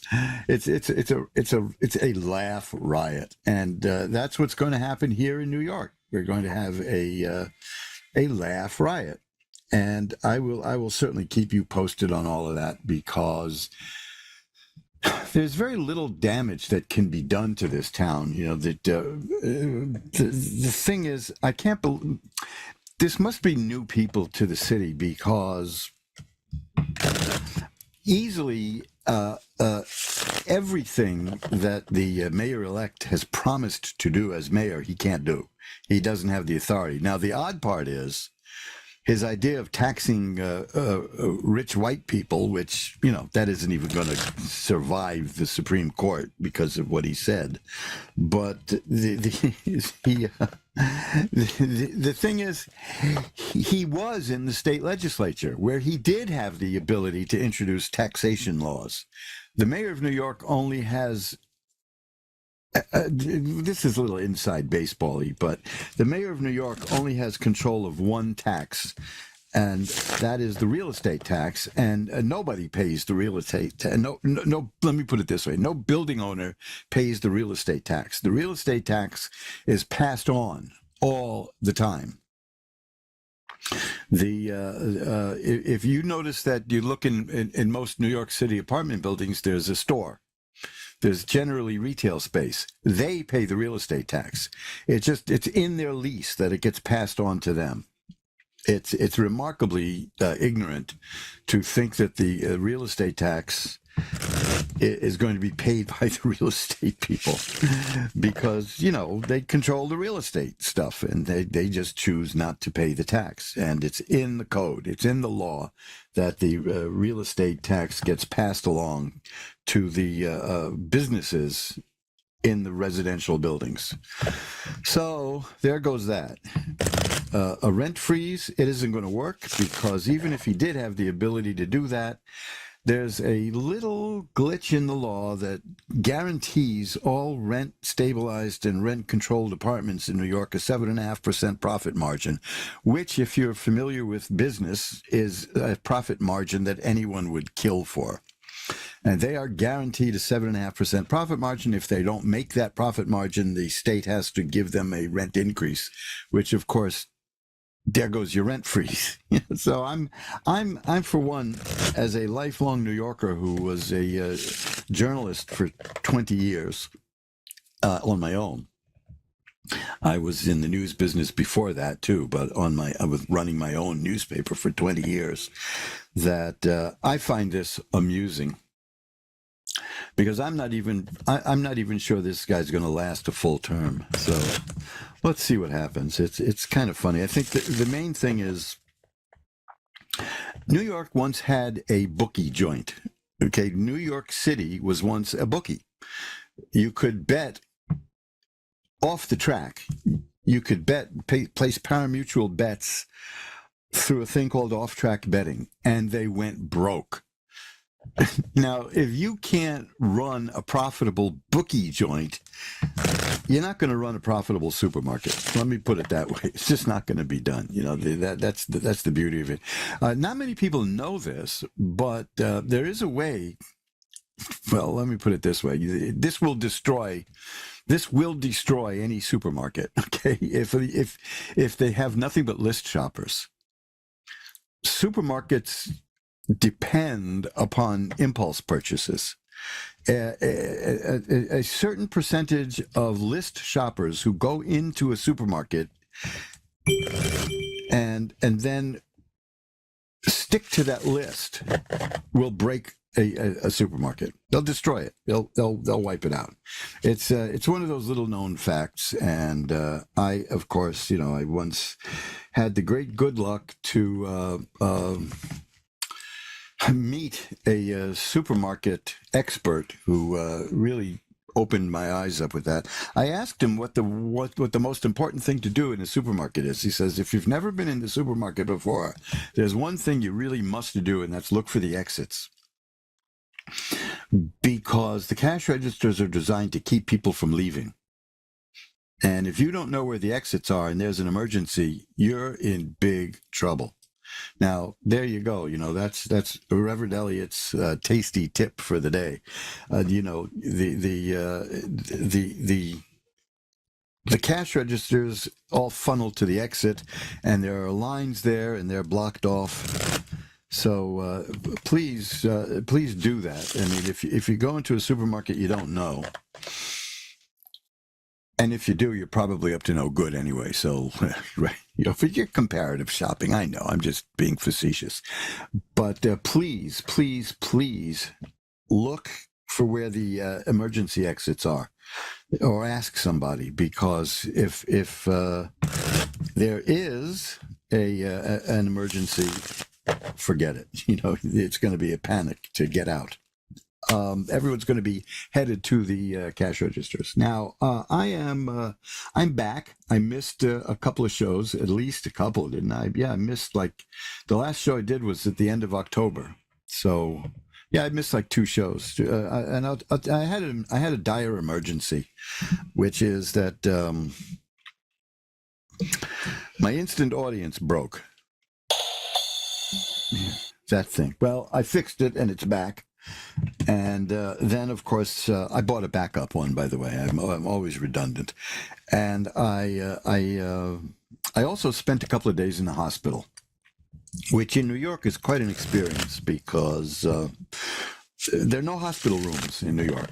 Ever since we got flooded with special visitors, I'm not gonna turn this into a political polemic, but they have flooded the hospitals to get free medical coverage, which they will get. If they show up with a runny nose, they will go to the ER, and then if there's a room, they'll get the room. It's first come, first serve for these rooms. But I spent 2 days in the hospital without getting a room. I ended up. The funny part is they thought I had a room. How they thought that is beyond me. They asked me what I was doing there when I was on the 9th floor, and I was never on the 9th floor. These kind of things do not inspire confidence in hospitals. If they don't know, if they see you lying in a bed in the emergency room, and they say, "What are you doing here?" That's that's a problem, wouldn't you say? I think it is. So I'm back now. I spent a few strained days in the hospital, and it was just lightheadedness and dizziness and weakness. And I told them that was going to happen, but the doctors didn't quite believe me. And there you were. I'm very nice. I had a very nice cab driver on the way over who decided to give me a discount on the rate, and I was in no position to argue. I accepted the discount. And let's see what happened. The only thing that happened was that I missed a delivery of books. The 10 lost books of the prophets have been selling out, and I mean I don't understand. I mean, I get that they're interesting books, and I knew that they would be, or I wouldn't have spent a year restoring them digitally, but I certainly didn't expect them to be that popular. So I bought some more. I was all out of them, and I got some more from the printer. I wasn't here to receive them, but there are other things that arrived. This I showed once before. I got more of these now, which is a really wonderful book. If you can see what that says there, it's the Kabbalah of numbers, and that's a marvelous book on numerology and Kabbalah, as opposed to Kabbalah. Now, some comics used to make a joke about that back when it was chic to a guy get in the to get into that stuff. But the difference is that Kabbalah is a almost non-sectarian Western magical system. Kabbalah is the Hebrew mysticism. So there you go. That's the difference there. So these are things you pick up along the way when you study esoteric things. I also, when I got back from the hospital, I found, to my utter delight, well, I was looking for something on the internet, and I found that the Progressive Universal Life Church is back. And they will ordain you free, and they were gone for quite a few years. Pastor Jack Stahl was the person who started it. He had the distinction once of being voted the weirdest person in America. But I like the guy. I think he's fascinating. So if you have any interest in getting a legal minister ordination, 100% on the square. It's real. It's, the First Amendment applies here. It's freedom of religion. They are a registered church, and they can absolutely, definitely 100% ordain you. That's where I got my first ordination. I have a couple of other backups because, like I said, I like to be redundant, and they went away for a while, but they're back now. Just go online and look for the Progressive Universal Life Church. I hope that their surprises come back too, because they used to do meditations. I'm sorry, I'm a little bit nauseated, a little. What's the word? That's not quite the word I'm looking for, but I'll be able to mute the sound and picture if anything grotesque happens. I've got a little bit of indigestion, so to speak. I'd fire my cook, but it's me, so there's no point in doing that. So I guess that kind of covers all the bases here. I highly recommend the Progressive Universal Life Church. There are certain advanced degrees that you can order there that are also legit. That's the beauty of the First Amendment, is that it's all legit. They can't tell you how to run your religion, and they are a registered educational facility, and I still have a few things from them too. So I highly recommend the Progressive Universal Life Church, and tell them that Reverend Elliott sent you if you contact them. Tell them about Reverend Elliott's magical window. I don't think I even told him about that yet, because I'm not even sure if they were around when I started doing this, and I've been doing this well over 10 years now. So it's just I'm glad to see them back. That's all. It's like your old school just reopened. Although the old school I was in was shut down by the state for cruelty to children. But that's another story altogether. I will be back soon with an interesting and fun blog post as soon as I remember how to write it. There's a rhythm when you write, when you're doing prose, and the rhythm was all there until my computer died, and then I ended up in the hospital, and so I've kind of been thrown off of it, but it's a fun little recollection of an encounter I had with a delightful young lady who became subsequently a movie star in 1978. And now, just in case you're interested, I will probably have a picture of her, but I will not be using her stage name. I will be using the name she had when we were together, shall we say. The other thing is, I'm trying to write this in a way that doesn't make me seem like a cad, because I don't believe in tell-all books and things like that. But we there's some interesting things that attach to this time together, and helped shape my beliefs about relationships, shall we say. So That's life, right? So I'm glad to be back. I'm sorry if I scared anybody, but by disappearing like that. But it was necessary. I was quite ill, and I deal with medical people routinely, but they sometimes forget that all the people they deal with are in fact ill. So I can't always give them what they want when they want it, and that bothers them.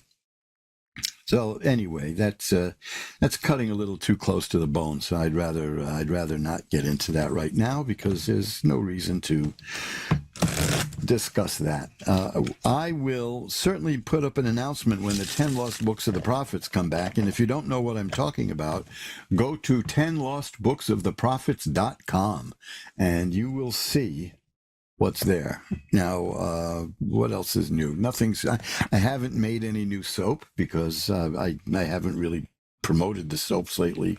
What with being ill, being at death's door, I let it be. But if for those of you who are interested, I still have my shaving soaps, and I list the ingredients there. You see, but the shaving soaps are wonderful. They come in a container, and look how beautiful and pure and clear they are. I mean, come on, that's gorgeous. And I have menthol and plain, and then a shaving soap for the ladies. There's nothing nicer than a good lubricating shaving soap so you don't cut your legs up for the ladies. Now, let me tell you this. This is something I didn't expect. I seriously didn't expect this. Because I shave with a straight razor and I shave with a good old-fashioned safety razor, and I mean an old one. And I have, since I started making my own shaving soap, I have not nicked or cut myself once. Not once. This is a beautifully lubricating shaving soap, and that's what it's for. The two things that a shaving soap is supposed to do is well, shave you without killing you. You don't want to be exsanguinated. Let me put it that way. And the other thing is that it should be smooth and refreshing. Now, there's a mistake that many people make about shaving. Almost every man who shaves makes this mistake. See, get over to mojoacademy.org and check out the shaving soap page, and you'll see a brochure, free to download, about the biggest shaving mistake people make. And I'm giving that out free so that you can see what you might be doing wrong yourself. Who knows? I mean, it depends on how you shave. But even if you use foam from a can, which I despise, people make this mistake, and it can hurt your shave. So check out mojoacademy.org. Look at Mojo Brothers Shaving Soap tab at the top there, and hey, get that download, because it's printed front to back, and you can read it anytime you want and carry it with you and say, "I, sir, know how to shave." And there you go, right? You can impress the 5 or 6 people who are interested in this stuff. Actually, 5% of men shave the old-fashioned way with a shaving soap and a brush and a mug, and by gosh, I'd love to increase that to maybe 6% sometime. But that's a whole different story. Now, I am doing my usual gab fest here because I missed you for 2 weeks, and the verbiage backs up, and I become quite talky, or as they say, full of chat, which is that's not the past blue perfect. The words don't need to bubble out of me now because I'm settled in. So why don't we go ring a bell 3 times to declare sacred space and start tonight's free readings. And with that, I'm going to pull back the curtain on the magical window, and we'll go to Melissa in Sandy, Utah. Hi, Melissa. How are you tonight? I'm good. How are you doing? I'm doing well. What can I look at for you? I like general reading, what's going on with me, kind of what you see. Anything I see? Yeah. Okay, be happy to do that. Let's just shuffle them up again here as long as I have you on the line. Which raises an interesting question, which is, why do I spend all that time talking to the audience at the beginning while shuffling the cards if I'm only going to shuffle them again once you ask me what you have in mind? So I guess the answer is no good at all, right? It's just a waste of time. You might want to do something about that. I bet it's a nervous habit when I've been away for a couple of weeks. So let's cut the cards. Probably, huh? Yeah. Oh, the Emperor is here. That you're a person who knows how to take control of things. Is that so? I would hope so. Okay. Well, according to this, it is. Did you have something kind of sad happen to you recently?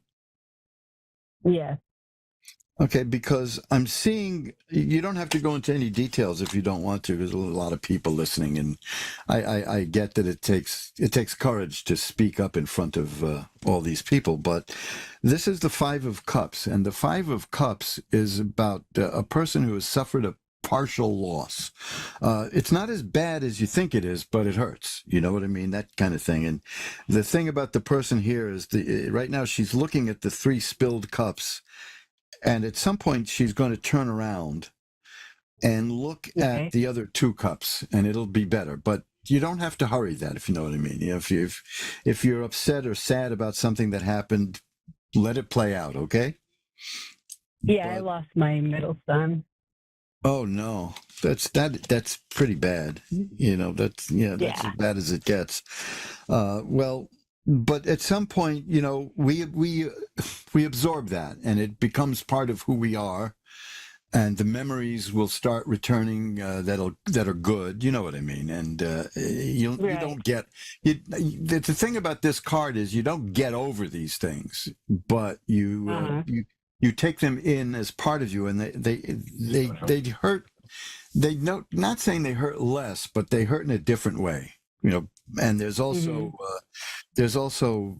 a joy that attends to the good things that you remember. So that's important too.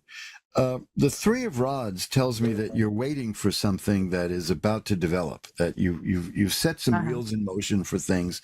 Do you have any plans that you've put in motion? Because this card says they're going to come back and pay off. Okay. I'm trying to think. Well, you know, I can think of. Well, the rods tend to deal with business and work. So if there's any kind of proposal you're putting forward somewhere, or if you have an idea for another business, or to do something that you want to do that you'd like to do yourself, it will develop, because the person is looking at two ships out in the harbor. And the implication is that they're going to come back laden with goods.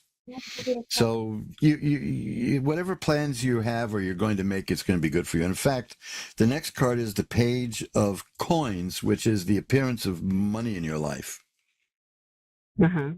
So it looks to me like there are certain things that you may be planning on, or you may make plans for in the near future, that are going to pay off very well for you. That's also the Two of Rods here, which is prior to the Three of Rods. So yeah, that's the build up to the ships returning. So yeah, you may not know it now, but you're going to come across something that you're going to develop and you're going to do very well with. Okay. Alrighty. Anything else you want to look at? No, I think that should be it. Okay, so well, I will light a candle tonight for your son's spirit and for you. How's that? Yeah, do you use his presence with me? I didn't hear that. It is his presence with me. Oh, let's see.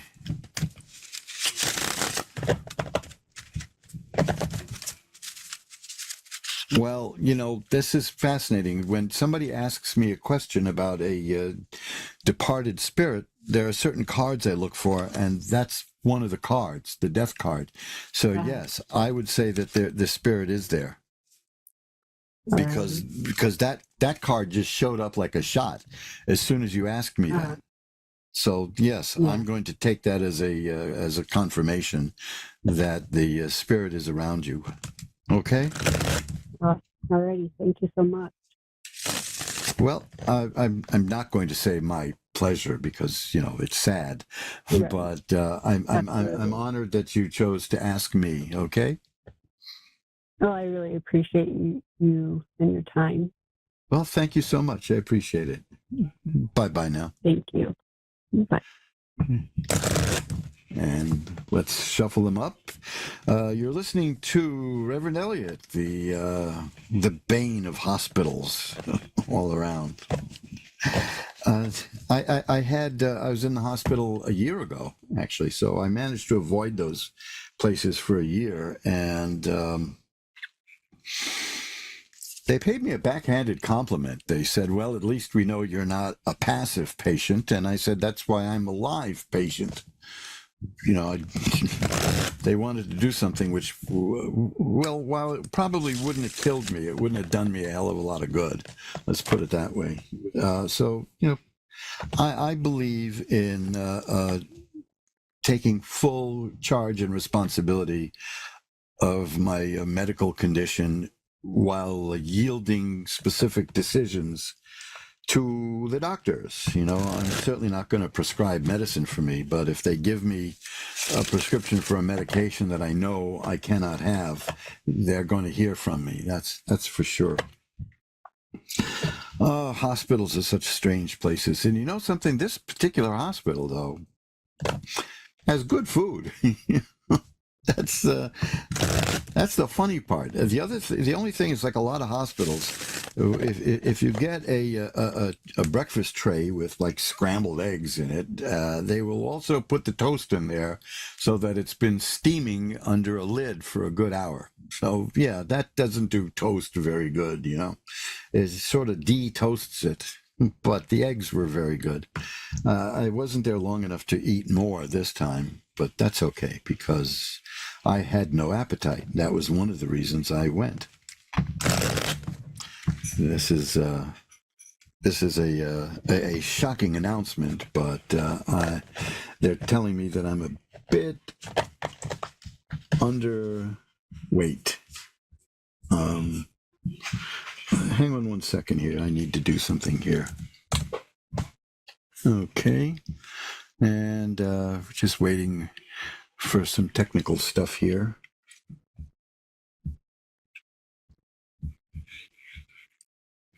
Okay. Have we gotten Tana back? No.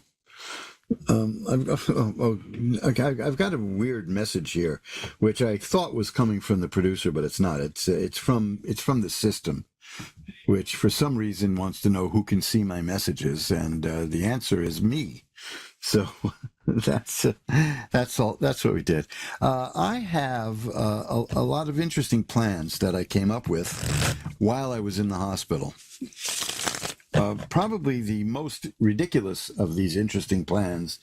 A lot of you know that when I'm not doing this show and I'm out and about in the city, I wear an eye patch because I've got a bad eye. And I have to kind of block it off. I don't wear it here because it would cover me there. But I must have had a fever because I looked at my notes and I saw, oh gosh, how do I put this without you people? I'd like you to laugh with me, not at me. Let me put it that way. I decided to sell advertising space on my eye patch. And by gosh, I'm going to do that. I'm going to make a website for it and a brochure for it. And I'm going to sell. I mean, why should I have blank space over my face when I could sell an ad? So if you have something that you think will fit there, Well, don't let me know because I don't want to take this too seriously. I'll probably make up a few fake things and maybe I'll advertise a few things that don't exist anymore, like, like fizzies or Bonomo Turkish taffy, which every few years it comes back for some reason. I guess there must be a bunch of dentists who like to bring that stuff back. Anyway, we got our technical stuff ironed out, and now Chris in Lexington, Missouri is next. Hi, Chris. You're on with Reverend Elliot. Hi, Elliot. It is Chris again. I'm so glad I got you. Yeah, you've been away for a while, yes? Yeah, some things transpired for real. How I was fearing the worst, but I was getting so many signs that things were going to work out, and then I ended up missing a court date because my ride didn't show up, and then they kept me for 29 days, and it was incredible. And then I lost my home. I was without a computer for like a month, and that's almost the same thing. I actually thought of you during that time period because I didn't want you to think that I had like banned you or something, because you. No, and I've been wanting to reach out. I just haven't, and I caught the tail end of whatever you were saying before I came on. So I'll send you an email tonight to follow up to see what you were talking about and listen to the replay on Spotify. So because I think I might be able to help you out. No. So basically, I lost the people I was staying with. Kicked me out, said I couldn't come back. Had my dog until I was able to find a place. I ended up in a motel with some churches that helped me out. I ended up in Lexington, which is about 40 minutes away from where I was staying, but even further away from anybody I knew. And walking to and from the places I needed to go, I met a man, and it was like all the little things lined up. And he, on day 2, moved me in, and my dog, he went and got my stuff and my dog. But here we are with 2 dogs, 2 cats, and we're thinking about moving to Corpus Christi. And I'm just hoping that we can work through a lot of stuff because we went head first, and we both have been through a lot severally to have found each other, but I know that it's right. I'm having trouble with my body and my trauma being able to function because I'm in more pain than I've ever been. And then I'm now lined up with my doctors again. He's bringing me to places like that, but it's still going to take time to even get the injections for the pain before the surgeries and stuff. However, we're just kind of tripping up without the honeymoon, period. There was not one. So I once had a doctor who said that all the troubles we have with pain is because human beings are not meant to live past the age of 24. And of course, yeah, I think that was when it was good. Still. One of the first things I did to handle that kind of situation was I got a new doctor. So I don't need to hear that kind of stuff. No. I know. I was going to say, I have the ones that say we can still fix it, and that's kind of the plan that I'm going with because I'm not done. Yeah, well, they can do an awful lot of good stuff. But I'm going to build it back better. I'm on the build back better plan, but I think I'm on the other side finally. And with this person that came into my life and let me into his, we're kind of tripping each other up right now. Well, let me tell you, this is a card I got here for you, which is a person who gets rid of obstacles. It's a person who can face the obstacles and get them out of the way. That's the 7 of Rods. So that's you. The other one is... I got that a week ago, yeah. And the Ace of Rods is here also, which tells me that there's a possibility of you starting a new career and a new business. Here's the thing. Guess what he does? He's a magician, balloon artist. He is the magician. Oh, there you go. That's good.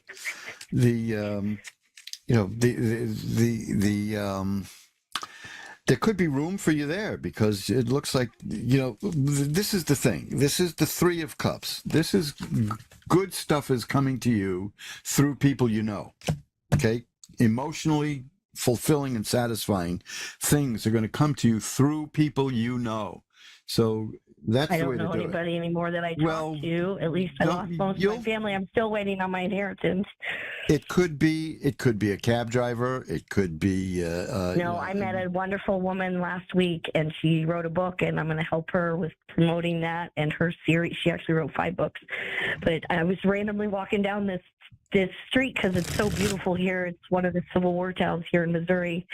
And I grew up in the second biggest battle of Missouri in the Civil War was where I grew up in Glasgow, Missouri. And where I ended up was in Lexington, Missouri, which was the biggest battle of the Civil War here. And it's beautiful here. And I'm looking at all the fall leaves and the colors in this bush. It's just like the reddest, pinkest, prettiest, beautiful leaves, and she's laughing at me from her porch, and she comes over with an hour later we became best friends. So it was let me tell you, everything's been serendipitous. I'm glad to hear from you because, as I said, I was gone for a month without a computer. And then I ended up in and out of sick bay or whatever you want to call it. I only was in the hospital once, but I wasn't able to make some shows. I've been feeling for you. So, I wasn't. I felt like you weren't feeling very good either. And I just needed to have something good to talk about before reaching out to anybody that already knows my burdens. So let me just tell you this one last thing before I go, and then I'll look for your email. Okay? Yes, absolutely. Because I've been wanting to reach out to you. The Queen of Cups is here. That is a person who is fully able to handle her emotional life, and good stuff is coming into your emotional life. As that's see, this is the unexpected emotional thing that happened. This is meeting that you didn't expect to meet that person, right? Oh no, my heart being involved in this was something I had turned off. You know, that's the Four of Cups. So that was there. Now I'll leave you with this one, which is the Ten of Swords, which is, you've gotten this one before, which says that the bad stuff is over. So you're always close to it ending, and I think it's going to come back again. That's followed by the Wheel of Fortune, which is change in your life. Yeah, and the I've change been getting that is this, the Ace of Cups. That's emotional happiness and romance, and great love and happiness. Okay, so send me whatever you want as an email. I am, and I'll get back to you on that. Okay, because it was really messed up with what happened with the computer, and then I got a new computer, and suddenly I realized that my other computer was so old that none of the stuff I plug into it works. I have a different set of USB connections, so I had to get all kinds of things to adapt. So it's good to hear from you. Stay in touch, okay? You, Elliot. And yes, I will look for that email. Your voice was what I needed. Thank you so much. I appreciate you so much. I appreciate everything you are. Well, my pleasure. And thank you very much for the kind words. Bye-bye now. Oh, I appreciate it. Good night. And we're all shuffled up. So look at that. We went round the corner. We were 20 minutes to go. Boy, that, it goes by so fast. I guess I should learn to maybe control myself at the beginning, but I really enjoy speaking to you guys in the collective, or especially the individual. But here we go. Tammy in Dallas is on with us. Hi, Tammy. You're on with Reverend Elliot. Hi. Good evening. Good evening. How are you tonight? Oh, I'm doing good. Thank you. Good. What can I look at for you? I guess just general. Just a general reading? Sure. Yeah. Let's see what we get here. I'll cut the cards and give them a quick shuffle. If I know what I'm doing, that's. I always worry about that. I never was good at shuffling cards. This is why I never went on a riverboat, Well, I don't either. Yeah. Okay, let's see what we got here. We have the Queen of Coins. That's a person who is nurturing in terms of money. You know what I mean? That you know how to deal with money. You know how to make money grow. There is a rabbit on this card, which of course is a symbol of making something multiply and grow. But that's good. You're good with money. If you get, I don't know if you have any, but when you get money, you're good with it. So that's worth knowing. I'm good at spending it. Well, there you go. That stimulates the economy. So we can thank you for the low inflation rate. The Two of Swords is here, which means that you're feeling a little bit stuck in life right now. Is that so? Yes. Okay, well, that's something that it's not going to last forever. I've got the Two of Coins here too. That's another duality thing. That tells me that you can juggle money. Again, it goes back to that first card. You're good with juggling money and making it work. The Ten of Rods is here, which is a warning. I don't even see how that fits in, but it's a warning not to overburden yourself. Are you working several jobs by any chance? Just a lot. A lot. Okay. Yes. Working a lot of overtime. It's just it's a warning not to overburden yourself, but you know what your limits are. Yeah.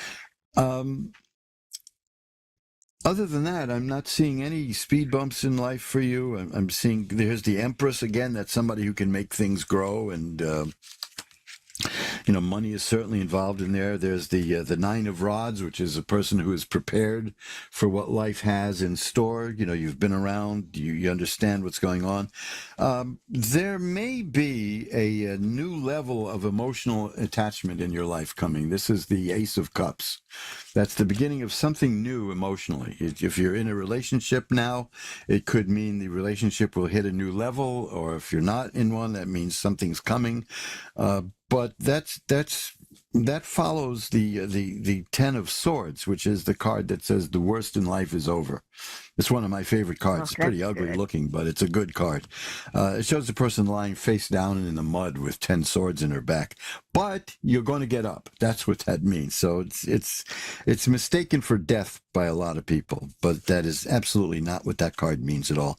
So you're headed towards a period of change, but it's going to be change for the better. Okay? Oh, that's nice to hear because it's been kind of rough. That feeling of being stuck, which was the Two of Swords, don't let that get to you because it's not going to last. It's just not. In fact, I see here two more cards. The one is the Eight of Cups, which is walking away from things in life that aren't working out for you and going to things that are working out.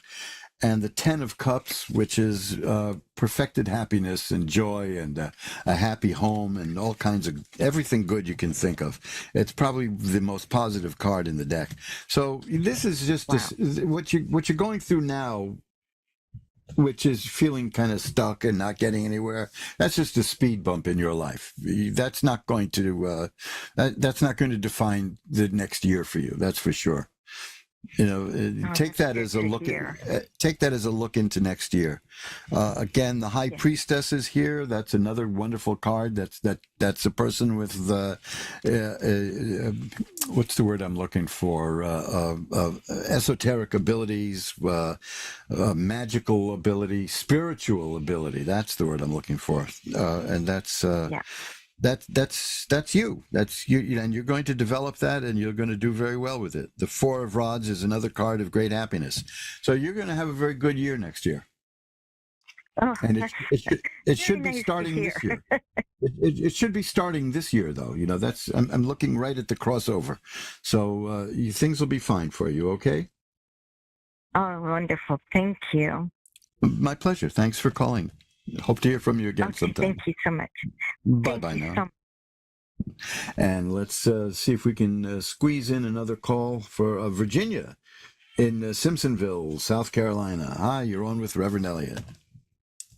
Hi, how are you? I'm doing well. How are you tonight? I am tired. That's it, though. Well, maybe we can perk you up a little. What can I look at for you? Well, I am continuously having some family issues, but I didn't know, if there was a medium reading. I don't know how, whatever you want. Exactly. Whatever you want, I'll look in the cards. Hmm? Okay. Thank you. So what would you like? I was hoping for a medium reading. Sure. To try to connect with my sister. Okay, let's see what we get here. There are certain cards that I look for when that happens, and let's see if they show up. And if there's a message after that. Okay, and I'll cut them again. I'm not seeing one of those cards that are emblematic of an afterlife reading. So let's try this one more time and see what we got. Okay, I'll cut them again, and well, this is one of them that this is not my most definitive one, but it's good. Okay, it's the judgment. It's the judgment card. It shows the recording angel and people coming out of the grave. So that symbolizes passing. Let's see what we've got here. Okay, and well, the devil card is here. That's nothing to be afraid of. That's not like Satan or anything. In tarot, it refers to a very attractive, powerful person who is charming. Does that in any way describe the person you want to look at? Yeah, possibly. So the devil card that they're turning, what does that mean exactly? Pardon? What does the devil card mean exactly? It's a very powerful personality. It's a person who is commanding, who is very attractive. Oh, yeah. And it's somebody you can it's somebody who may be a little bit on the controlling side, but it's not like evil. The thing is that the person is so charming and so persuasive that you may end up losing yourself a little bit. But it's not like evilness. So does that describe the person you want to look at? It does. And I'm sorry, I've never had that devil card pulled before, so I had no idea what it meant. I appreciate that. Okay, yeah, because too many horror movies have made many of these cards scary for people, and like the death card. I keep talking about the movie, which I like, by the way, but it's crazy. Dr. Terror's House of Horrors, where they make up they make up tarot cards like the sunken boat. But they try to scare the hell out of people that way, and they do it. Everybody who gets a reading in that movie dies. No, no, the devil card and the death card are not scary cards. The world is the next card. The world is a card of great happiness and joy, which is kind of way these readings go. All right.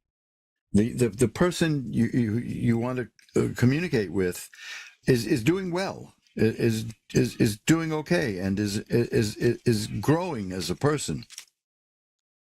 The justice card is here. That tells me that there was justice that this person was deprived of in life, but is getting it now in the next level of existence. Now, this is a card I almost always get, which is the Nine of Swords. That's a card of sadness. This person is still carrying some sadness about leaving. I mean, let's face it, why not, right? Did this happen recently? Right. Did this person pass? No, it's been about 6 years or more. Okay, well, so about 5.5. Well, there's still some sadness there, but there's the Nine of Coins there is a form of happiness in solitude. So the person understands that dying and moving from one plane of existence to the other causes sadness, and he still feels some of that sadness. But overall, the message I'm getting is that I'm happy, I'm growing, I'm doing well. Let me cut the cards one more time and see if we get something more definitive. Because it always startles me that the cards tend to work like that all the time. And we'll cut the deck, and it's the Justice card again. So there was some kind of an injustice that happened, and he's glad it's being worked out. Let me put it that way. The Ace of Cups is here, which is that emotionally the spirit is doing very, very well. Okay, so that's the message. Okay. Well, David, I really appreciate that. I've only got a couple of minutes left, but that's that's it. The only other card I got here is the Ten of Swords, which is that the spirits. That's when the troubles, the bad stuff in life is over. So this is par for the course with these readings. Somebody who may have had a troubled life, and everything is working out much nicer now. Okay. Right. I appreciate you. Thank you. My pleasure. Bye-bye now. And hey, that's it, folks. We've come to the end of another edition of Reverend Elliot's Magical Window, and I guess the Soviet has not struck me down yet. So, of course, the mayoralty doesn't change hands until January 1st, which is fine. The voters have spoken, and as H.L. Mencken said, the voters deserve what they get, good and hard. So there you go.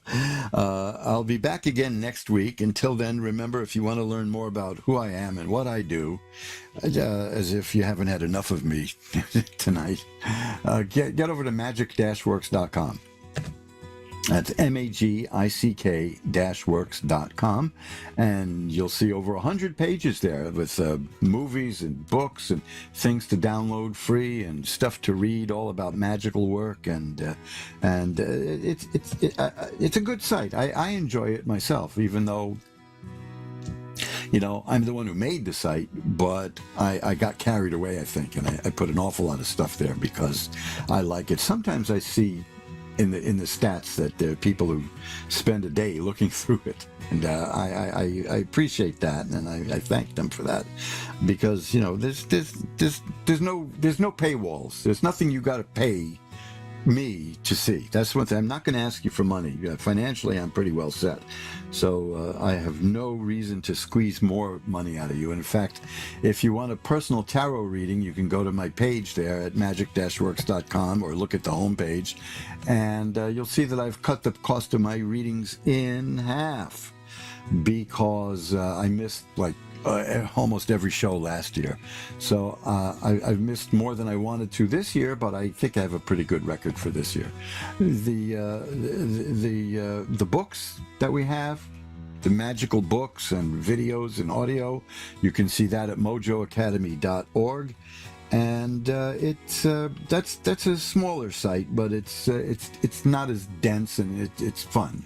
Also, interesting stuff there to do. So I'm going to say goodbye now, but I'll be back. Oh, let's see. Yes. See, that's the audience begging me to stay, right? That's in my dreams. So I will see you again next week at 11 Eastern, 10 Central, 9 Mountain, and 8 Pacific for another installment of Reverend Elliot's Magical Window. And I will try to be a little less wordy at the beginning, and maybe we'll get in some more time doing the readings. Bye-bye now.